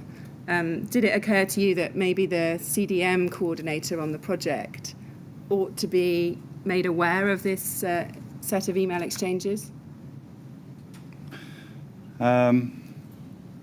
No, because at the time it was all part of the design review process, and they were looking at different options of the cladding. It wasn't something I shared with the CDMC. I see. Now, in his oral evidence, Mr. Lawrence has said that he thought the email he received, this email, was continuing discussions that TMO and Ryden were having about the cladding on the lower floors, and in particular the glass fibre reinforced concrete products. Can you help us on that? Is it right? Were you aware of discussions going on between the TMO and Ryden about the robustness of the cladding on the lower floors, and specifically about its fire performance? I wasn't aware of any distinction between lower and upper floors, other than the lower floors needed, because they didn't currently they weren't being overclad. And when you received this email, and you were copied into it, did you understand this email's concerns about the Lacknall house issue to relate only to concerns about the cladding of the lower floors, or did you take it as a concern more generally about the cladding? I just took it as the cladding for the whole building. Yeah. Now, I want to ask you about some of Mr. Gibson's evidence. David Gibson of the TMO has made 2 witness statements to the inquiry. And I want to start by looking at his first statement. This is TMO 50887. it's his statement which was dated the 23rd of January 2019. And I want to go to pages 18 to 19. Start on page 18. So from paragraphs 94 onwards, he explains in these paragraphs that he didn't have a clear understanding of what the cladding would involve. And he then goes on and describes raising a query with Ryden about this. And he says specifically he raised it with Simon Lawrence. Can I just check, have you read these passages of Mr. Gibson's first statement before? I've read Claire Williams. I don't know if I've read David. Okay, well, let me take you through them then. Please. So, 94, he says he did not have a clear understanding of what the cladding would involve, and he envisaged it would be as composite panels of rain screen. And then he says, I recall at one of our monthly design development meetings, Simon Lawrence indicating that there was a disparity between the delivery times for insulation and rain screen. And to avoid delaying the project, he indicated their intention to install the insulation first and the rain screen later. And then he says in 96, this was the first I was aware that the two items, i.e. the insulation and the rain screen, were separate. And he says it raised some concerns in his mind, having recently read recommendations following the Lacanau fire inquest. At 97, he tells us at this time, Ryden were erecting the mast climbers to the tower and had not fitted any cladding other than the sample that was on display. And then I think we can pick it up more detail at 98. At 98, he says this, I raised this with Simon Lawrence as a matter of serious concern and asked him if he could give some assurance that we would not have a Lacanau type problem with the separation of rain screen and insulation. And then if we can go over to look at 99, he says this, the meeting was chaired by Phillip Booth of Artelia, and Simon Lawrence assured us that this would create no problem because the materials used were completely inert and would not burn at all. The meeting accepted his assurances in this regard, and nothing came to my notice subsequently prior to the fire to question that these assurances were not accurate. The minutes of this meeting were produced by Artelia, and they definitely existed because I recall reading them. I recall that Lacanau had been spelt incorrectly in the minutes. I understand these meetings cannot be located in TMO files. And then at 101, he said, I have a clear recollection of the discussion and the minute recording it. My recollection is that it was raised at a design development meeting and the minute was produced in time for the next monthly meeting. It was produced in hard form at that time and may not have been scanned onto TMO system or received electronically. I know I did not receive the minute electronically before the meeting because it was handed to me in hard form at the meeting. Until the occurrence of the fire at Grenfell Tower, I had always believed the cladding installed was inert, as I had been reassured by Simon Lawrence, and I had no reason to consider otherwise. And then he says, I cannot recall the date of the meeting, but I have given some details in my statement as to when it was.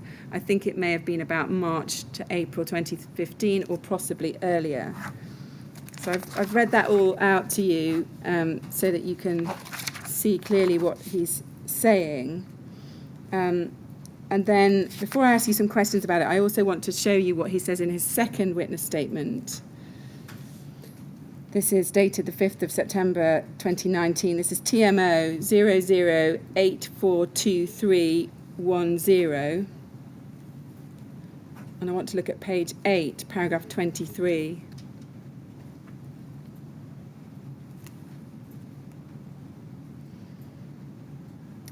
So this is where he gives a little bit more evidence on this point.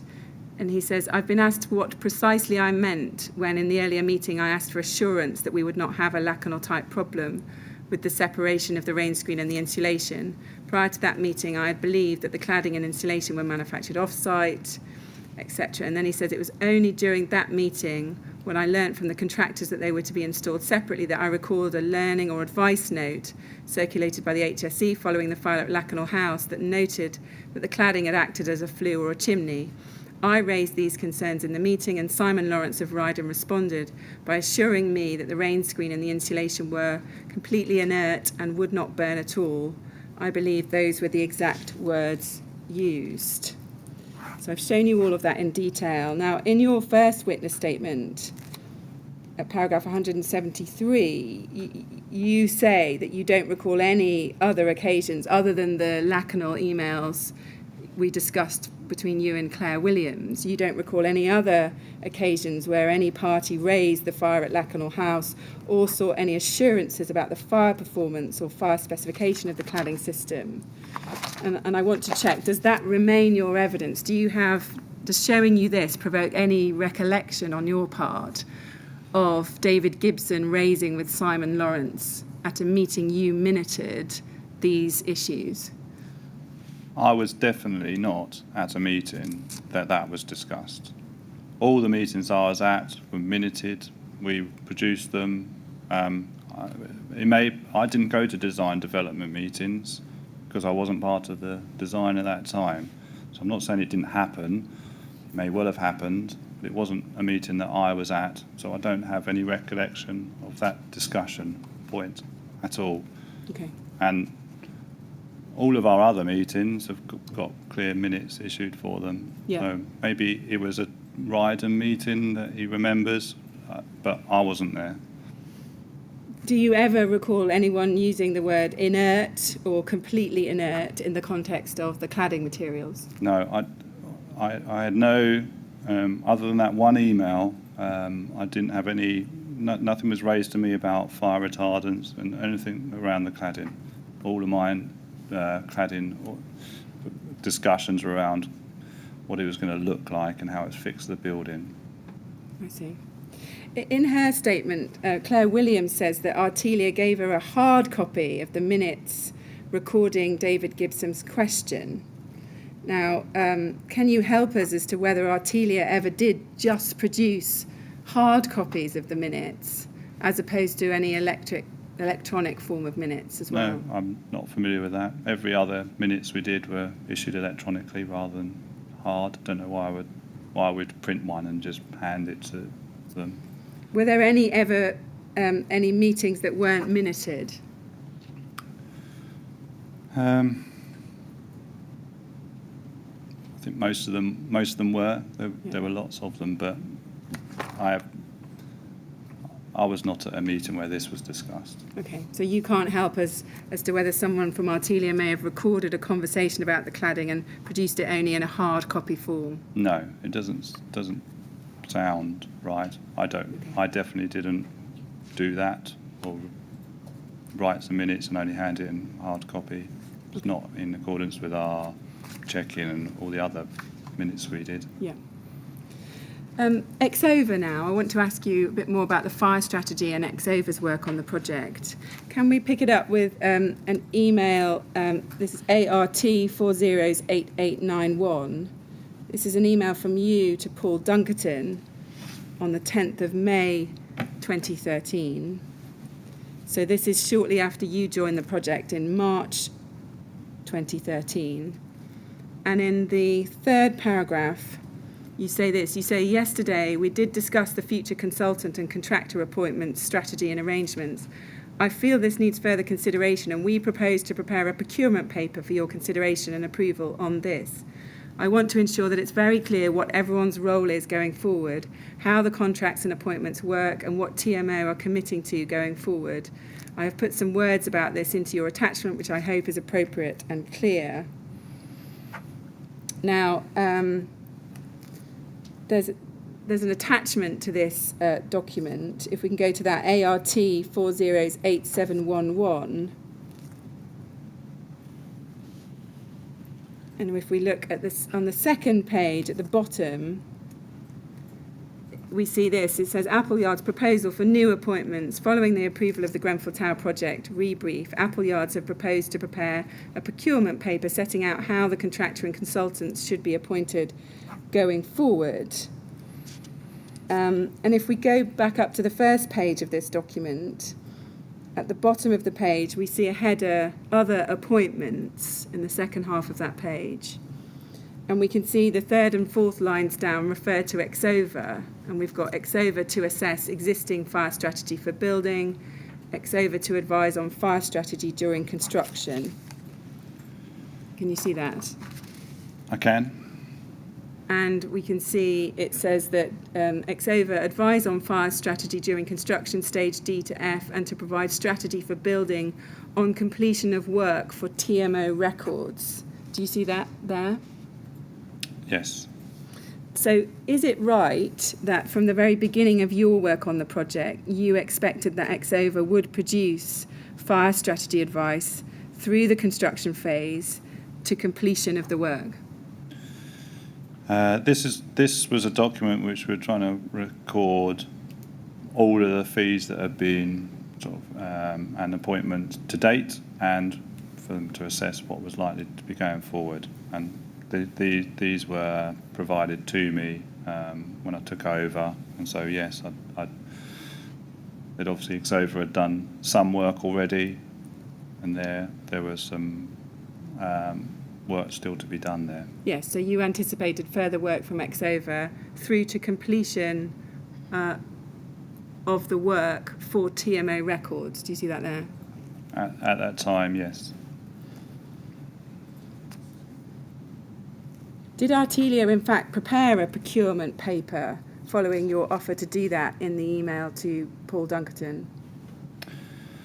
I think what actually happened is the procurement paper got sort of subsumed into the status reports that we did, so it didn't sort of warrant its own just on procurement, because we were looking at everything in a whole. The procurement aspect got rolled into the status report papers. Okay. So we know in the event that on the refurbishment works, Exova prepared 3 draft outline fire safety strategies. The first one was in October 2012, and then the second one was in October 2013, and the final one was the 7th of November 2013. So the first one was before your appointment, but the second 2 of those were after your appointment. That's right, isn't it? Can you say that again? Sorry. So there was a fire strategy, a draft 1 of the fire strategy Yes. in October 2012. That was before your Yes. appointment. But then there were 2 revisions to that in October 13 and November 13. That was during your time on the project. Yes. The last version was included in the tender that we went out to the contractors for. And did you read any of the outline fire safety strategies when they were produced? Yes. For what purpose were you reading them?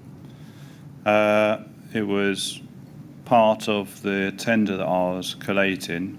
I mean, I didn't. I just wanted to be familiar with what it said, and so I received it along with all the other papers that came from the design team to form the tender that we went out to the contractors on. Did you regard it as part of your role to check that Exova had completed the work that it had promised in its fee proposal? I don't think that is part of my role, no. I'm asking you, at the time, did you think it was part of your role to check that Exova had completed the work it had promised in its fee proposal? No. And why not? I didn't have engagement with Exova. They weren't part of the core professional team that I was working with to preparing the tender documents. They were appointed, I think, either direct by TMO or under Studio E as a sort of special contractor. So they weren't appointed by Studio E. They were appointed by the TMO, but Artelia gave the instruction to accept their fee proposal. We do know that. Okay. Are you saying that you yourself had no involvement in terms of monitoring Exova's work, looking at the fee proposal, looking at what they delivered and advising your client on the discharge of that? No, I didn't see my role as employer's agent to monitor their work. They provided a fire strategy. I'd received one. It went into the tender. I think I've got a duty to raise concerns if anybody is underperforming as an employer's agent. I didn't have any concerns. I think you agreed at the beginning of your evidence that you did accept it as part of your role for check for gaps and any work not completed. Are you saying that you didn't ever perform those checks in terms of Exova's engagement on the project? Yeah, so Yes, that is a role of mine. I didn't perceive there was a gap. We had a fire strategy. I think in the employer's agent duties there, it's about advising on, clear and obvious gaps. I'd expect my design leaders to tell me if there were like real specialists of gaps. Not every project always has a fire engineer on, so it wouldn't always be a natural gap that as an employer's agent I would necessarily highlight, but we had the fire strategy. They did. That was my next question. If you didn't have that role, who did you think did have that role to check the work that Exova had done under its fee proposal and ensure that it had completed its work? And indeed, we saw here that the intention was to have something completed at the end of the project for TMO records. It wasn't your role. Whose role was it? So, as an employer's agent, I can't check people like design outputs. I mean, I could check, if an architect does a drawing, I can check that, but I'm not qualified to check the quality of them. I rely on the designers to highlight any gaps or to do whatever checks that might be in place. Is that so? Does that answer your question? It's answered my question. Okay. Can we now go to EXO 401106? This is the third and final issue of the outline fire safety strategy dated the 7th of November 2013. And if we can go within it to page 9 and look at the top of the page, we can see here under compliance with B4 external fire spread, it said it is considered that the proposed changes will have no adverse effect on the building in relation to external fire spread, but this will be confirmed by an analysis in a future issue of this report. Do you see that there? I do. Now, did you read that, do you think, at any stage when working on the project? I did. Would you agree with me? You don't need to be a designer to see that the work that Exova is doing in relation to that aspect is not complete, and that an analysis in a future issue of the report is being promised. Do you agree with that?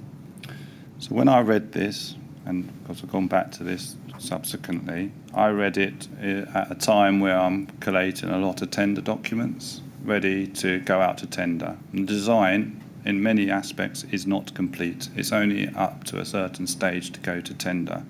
And I read that sentence, and it says to me, there are no adverse effects on the building in relation to the external fire spread. So from my perspective, it didn't raise any alarm bells. At that time of the design development, it felt there's no alarm here. But I recognised that there was further design that would need to be done, as with the rest of the project, and that would need to be done in the next stage by the design and build contractor.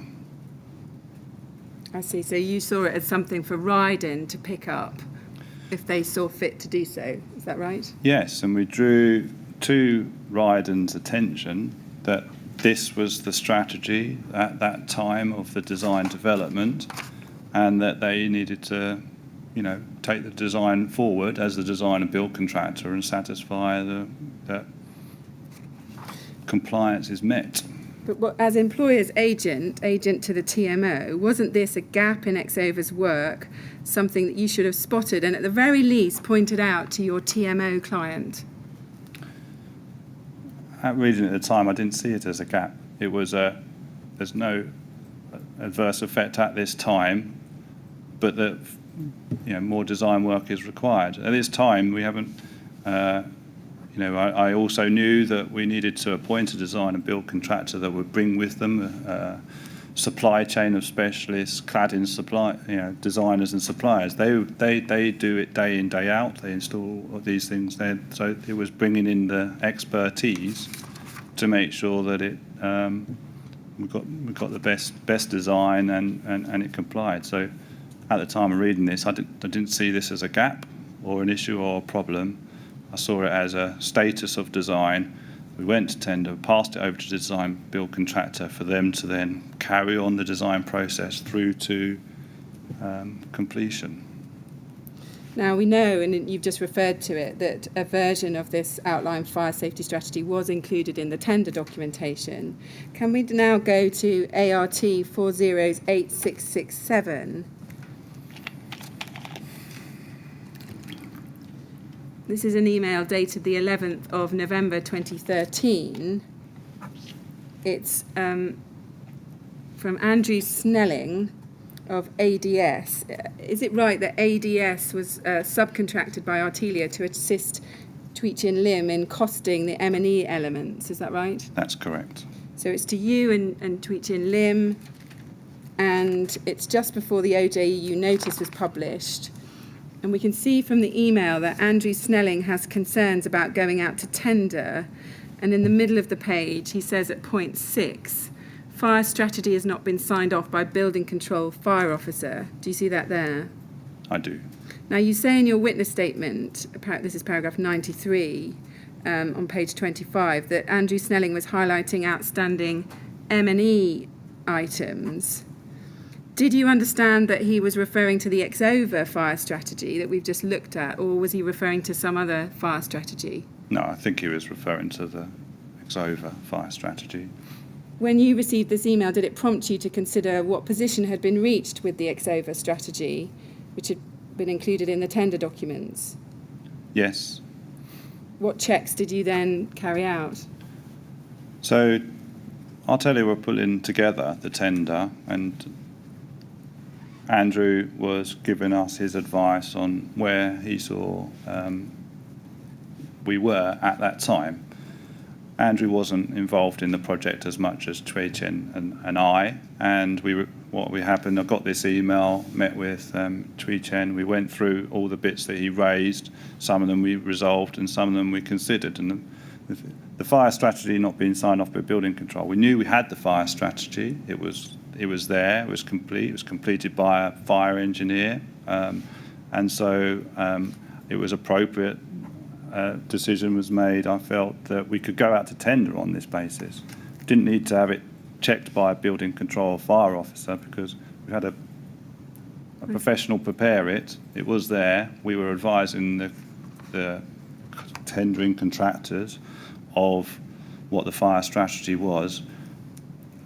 So we went through all of these, and there was a slight delay before we went out to tender as we had to resolve some of these things, but okay. that wasn't something that was a concern to me. You say there the fire strategy was complete. Was that your understanding having read the report, or had somebody told you that the fire strategy was complete? So I was assured I had a fire strategy piece of paper by a qualified fire engineer telling me what the strategy was. We were at a point of design where we wanted to go out to the market, and the point of tendering for a design and build contractor is to tell them how far you've got on the design, give them a clear understanding of where it's got to, and I felt that we were at an appropriate time to go out to tender because we had a fire strategy. It was clear where we got to, what was decided and what wasn't. Okay. Can we now go to ART 402256? These are minutes of the contractor introduction meeting that was held with Ryden on the 1st of April 2014.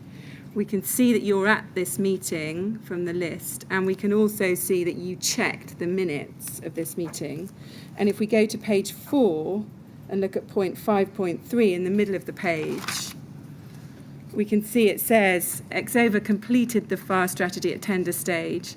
They have not been novated, but SL, Simon Lawrence, will contact them with a view of using them going forward. Do you see that there? I do. Did you understand by that stage that 3 draft outline fire safety strategies had been delivered, but Exova had not yet delivered any detailed fire strategy? Did you realise that at this time? Well, the fire strategy that I had at tender, that was the same one. So did it say draft on it? I mean, that was my understanding. That was the report we got, and we tendered it and gave it over to Simon Lawrence. Do you agree that by this stage the cladding materials had not been finally selected? Yeah, we'd put some alternatives in the tender, but you're right, it had not been finally selected. And there'd been no confirmation from RBKC planners that ACM would be acceptable, had there? In April 2014. That didn't come until much later in the year. Agreed.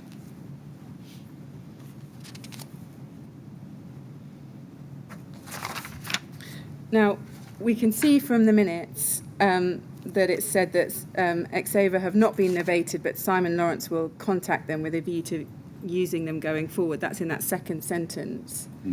Can you remember what was actually discussed at this meeting about Ryden appointing Exova? So my memory is mainly around, we were clarifying, as it says under there, novation of designers, which designers we, like as the TMO, and we were passing over to the contractor, and it was always understood that the structural engineers, Curtains, and the architects, Studio E, would be novated, so that the knowledge that they'd gained thus far in the project would stay, and they would complete the design process, and that's what we confirmed higher up. But Exova, who had completed the fire strategy, were not going to be novated. But we wanted to draw to the attention of the design and build contractor, not telling them who they had to use. That's their prerogative. Draw to their attention that this was done. This is where the design was, suggesting that they got in contact to consider using them going forward. I see. So you recall that actually being said to Ryden, do you? That's This is where we've got to, and suggest that they get in contact to consider using them going forward. Yes, and that's what I think the minutes record. Now, if we go forward in the minutes to June 2014, this is at TMO 208324990. So what we were just looking at was April, the 1st of April 2014. Now I want to look at the 13th of June 2014. This is called the pre-start meeting, and we can see you're present, and again you've checked the minutes. And then if we go to item 3.5 on page 3, we can see there's an action there, Simon Lawrence to appoint other consultants to include fire, DDA, acoustic, etc., after the main subcontractors are on board. So did that mean Simon Lawrence to appoint other consultants? And when it talks about fire, was that envisaging someone, either Exova or someone like Exova? Yes. And DDA, can you help us with what that was referring to? Disabled access. Yeah. Some form of disability consultants. Yes, sometimes they're, because there was some ramps and things at the lower level, and they wanted to make sure that the building was going to be accessible to all. And had there been a recommendation by Artelia or the TMO that disability consultants should be involved? I don't think we recommended it. I mean, it needed to make sure that the design needed to make sure it complied with, again, those standards of accessibility, public building, and residents may well need that. But it wasn't dictating that they needed to have a specialist designer for that. Yeah. But the design, as overall by Ryden, needed to comply. Yeah. Now, if we go on in time to look at ART 402797, these are minutes of the progress meeting number 3 on the 16th of September, so about a month later, 2014. Again, we can see you're there and you've checked the minutes. And if we go to page 2, item 1.4, we see the same action again in that first line. Simon Lawrence to appoint other consultants to include fire, DDA. Do you see that there? I do, yes. And you can take it from me that in the October progress meeting number 4, held on the 21st of October 2014, exactly the same item appears again at point 1.2 at the top of page 2 of those meeting minutes. So we're seeing the same action through from June, September, October. That's correct, isn't it? Yes. Did anyone query at these meetings whether Simon Lawrence had or in fact was intending to appoint a fire consultant? My memory from these meetings is we were at the early stage of the Ryden coming on. They were initially appointed on a limited scope of work under a pre-construction services agreement. So they'd only been appointing the sort of key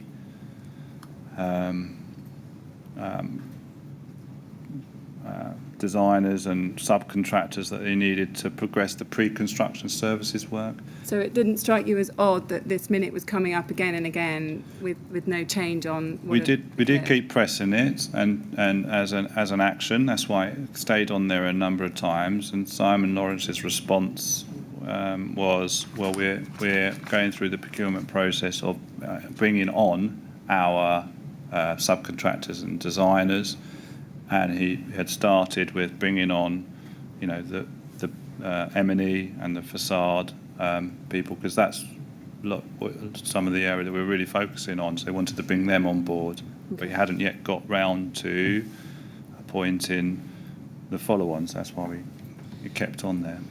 Can we go to ART 403150? These are minutes of progress meeting number 5, held on the 18th of November 2014. And again, we can see you're present and you've checked the minutes. If we go at the bottom of the page to point 1.2, we can see it says Simon Lawrence has now received the signed contract, Simon Lawrence to arrange preparing the bond, warranties, etc. And that's all that's said about appointments in these meeting minutes. There's no mention at all of appointing consultants, whether that be fire consultants or Disability Discrimination Act, DDA consultants. Can you help us? How did the action about Ryden appointing a fire consultant drop out of the minutes? I don't know. Usual custom and practice is that only once a minute has been completed, then it wouldn't manifest itself. We wouldn't write it again in the following month. And so the few meetings beforehand he was there. Does that mean you thought at the time that Ryden had appointed fire consultants? I don't have a vivid memory of it, so I don't know. So that's I can't answer that, but that would be usually what would happen. That's why actions usually dropped off the minutes. But I don't have a memory of Simon saying, I've appointed a fire consultant, I'm afraid. Do you recall anybody noticing at the time that the action about Ryden appointing a fire safety consultant had not been closed off? No.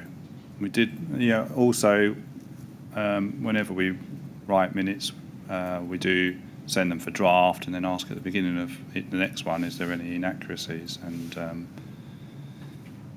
but I don't remember what happened there, I'm afraid. Simon Lawrence's oral evidence was that Ryden decided internally not to appoint one. Was that ever discussed or communicated to you? It may have been. I mean, I knew that but I don't have a memory of that. I mean, I knew the overall design responsibility sat very clearly with Ryden, and we weren't dictating who they needed to appoint to discharge that design responsibility. No, but I'm asking you a specific question. Was it ever communicated to you that Ryden had decided not to appoint fire consultants? I don't have a strong memory of that, no. Can you recall any discussion at this time about disability consultants? Again, why that was allowed to drop off? Was there any discussion around that at this meeting? No, I don't remember. I do remember that we have we're focusing, or when Ryden was saying they were focusing on their main sub-designers and sub-contractors to start with, and there was a reticence to appoint too many additional people whilst they didn't have the signed contract in place, because they were only under a limited instruction to start with under the pre-construction. But I think they had the signed contract in place from July 2014, so this postdates that, doesn't it? That's what this minute is. 1.2 SL has now received a signed contract. Oh, I see. That's what I remember it. They had a pre-construction services agreement before that, Yeah. but it only was Oh, focusing you're on talking about, okay. certain activities that were some value engineering activities, cladding design. That's why they appointed those people Okay. first. Now, we know that Exova was not novated to Ryden following appointment as main contractor, and Exova was not otherwise retained by Ryden as fire safety consultant. Were you ever concerned that a fire consultant had not been appointed directly by Ryden on the project? At the time, no. Did you ever have any discussions with your client about that, the TMO, about whether it might be a good idea to discuss with Ryden why a fire consultant hadn't been appointed? No. I mean, there were plenty of fire elements being discussed on the project that you'll see elsewhere in the minutes, and they were, so there was, it wasn't like it was a subject that wasn't ever discussed, but they were largely around the smoke extract system, that design, making sure that the fire brigade was involved, TMOs, fire officers were involved. I understand all that. I wanted to know whether it was ever discussed between No. you and your client, whether or not that should be raised with Ryden. Did you know, were you aware of the basis on which Exova was used by Ryden and others after Ryden's appointment? I don't know, no. Did you know at the time that the design team occasionally asked for Exova's input on an ad hoc basis? Were you aware of that? No, but I'm not surprised by that because we had introduced them. I see. So that didn't, had you been aware of that, that wouldn't have concerned you that Exova were being used on an ad hoc basis? No, so our Ryden were in control of the design. We decided who was going to be novated over, and they were clear that they had to discharge their design responsibilities, and it was for them to decide which designers they needed in place. Did you ever inquire whether a final version of the outline fire safety strategy had been produced? No, I didn't ask that question. Wasn't that an important document for your client, the TMO? We know, for example, that the cladding changed really quite radically between what the tender suggested and then what was put on the building. Why didn't you ever have a discussion with your TMO client about whether Exova's work needed finishing and a final detailed fire strategy for this building prepared? So I would expect that sort of thing to happen, but when I left the project, it was still mid-construction. At the end of projects, usually you start engaging with the client at handover about, what's their new fire risk assessment that they're going to have in place, which would include what's the final fire strategy based on the overall building. But when I left, it was still mid-construction, so that I see. I didn't bring that up. Would you accept that it would be part of Artelia's role as employer's agent or as CDM coordinator to have those discussions with the TMO about a final fire strategy for the building? I think in handover duties, you need to make sure that there are the fire operations and strategy, and so the client is in place. So the fire risk assessment the client has to write to look after the building going forward is in place. Okay. So that's part of the handover at the end. Just finally, in my questions, some very brief questions about the health and safety file on the project. Were you ever made aware of any steps which Artelia, as CDM coordinator, was taking to create the health and safety file during the time you worked on the project? So I was aware Keith Bushell was the CDMC, and I was aware that he provided information that went into the tender documents, and also. Were you ever aware that he was collating information for use on a health and safety file? Were you ever made aware of that? So I was aware that he'd put together, as is normal custom and practice, the structure of what the health and safety file would look like, and what would need to be provided by designers and also the main contractor, so that that could be collated at the end as a record of the as-built. But when I was on the project, we were still mid-construction, so I think we'd only got to the point of this is what we were going to expect the structure to be. I don't believe it had been put together. Mr. Chairman, I've reached the end of my questions. Right, If thank we you could very just much. have a short break, I'd have thought 10 minutes Yes, to sweep up. we'll do that. Well, Mr. Booth, Council thinks she's finished her questions, but we need to have an opportunity to sweep up, make sure there's nothing that ought to have been asked that hasn't been asked, or that there are questions from others that we need to put to you. So we're going to break now until 1:45, Okay. and then we'll come back and see if there's anything else that we need to ask you. All right? Okay, thank you. Thank you very much.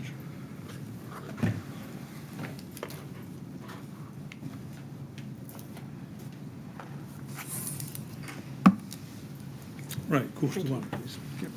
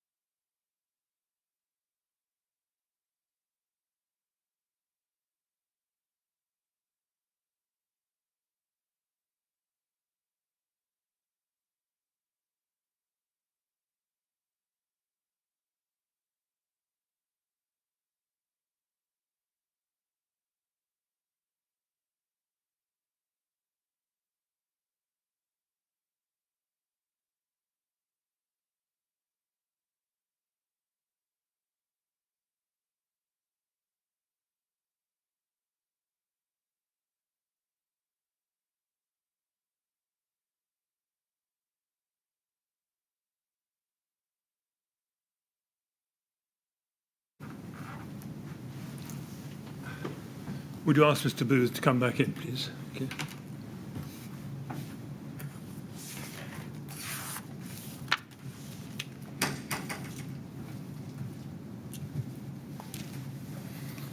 All right, Mr. Booth, we'll just see if there are any more questions for you. All right? Okay. Yes, Ms. Grange, have you found some? No more questions, but just a clarification on my part. I think I may have said, perhaps up to 2 times, that the ex-over outline fire safety strategies were drafts. In fairness to you, they're not marked as draft. It was ex-over's existing fire safety strategy that was marked as a draft. They were always just outline fire safety strategies. So I feel I ought to correct that, in fairness to you. Okay. Good. Thank If there's you. anything more you wanted to say on that as a result of that correction, but I just wanted to make that clear. Thank you. Right.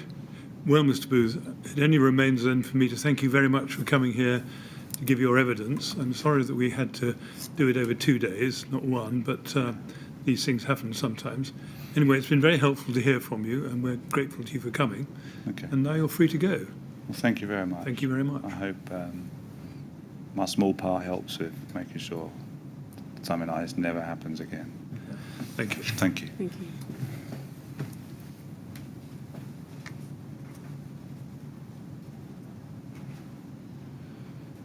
Well, now, Miss Grange, we'd normally have to have a short break for housekeeping purposes at this stage anyway. Yes. So I'm going to suggest that we break now for lunch, Yes. and we'll take the hour for lunch, but we'll resume at 1:45. That would be fantastic. Is that all right? Yes, thank you. Yes, good. 1:45 then, please. Okay.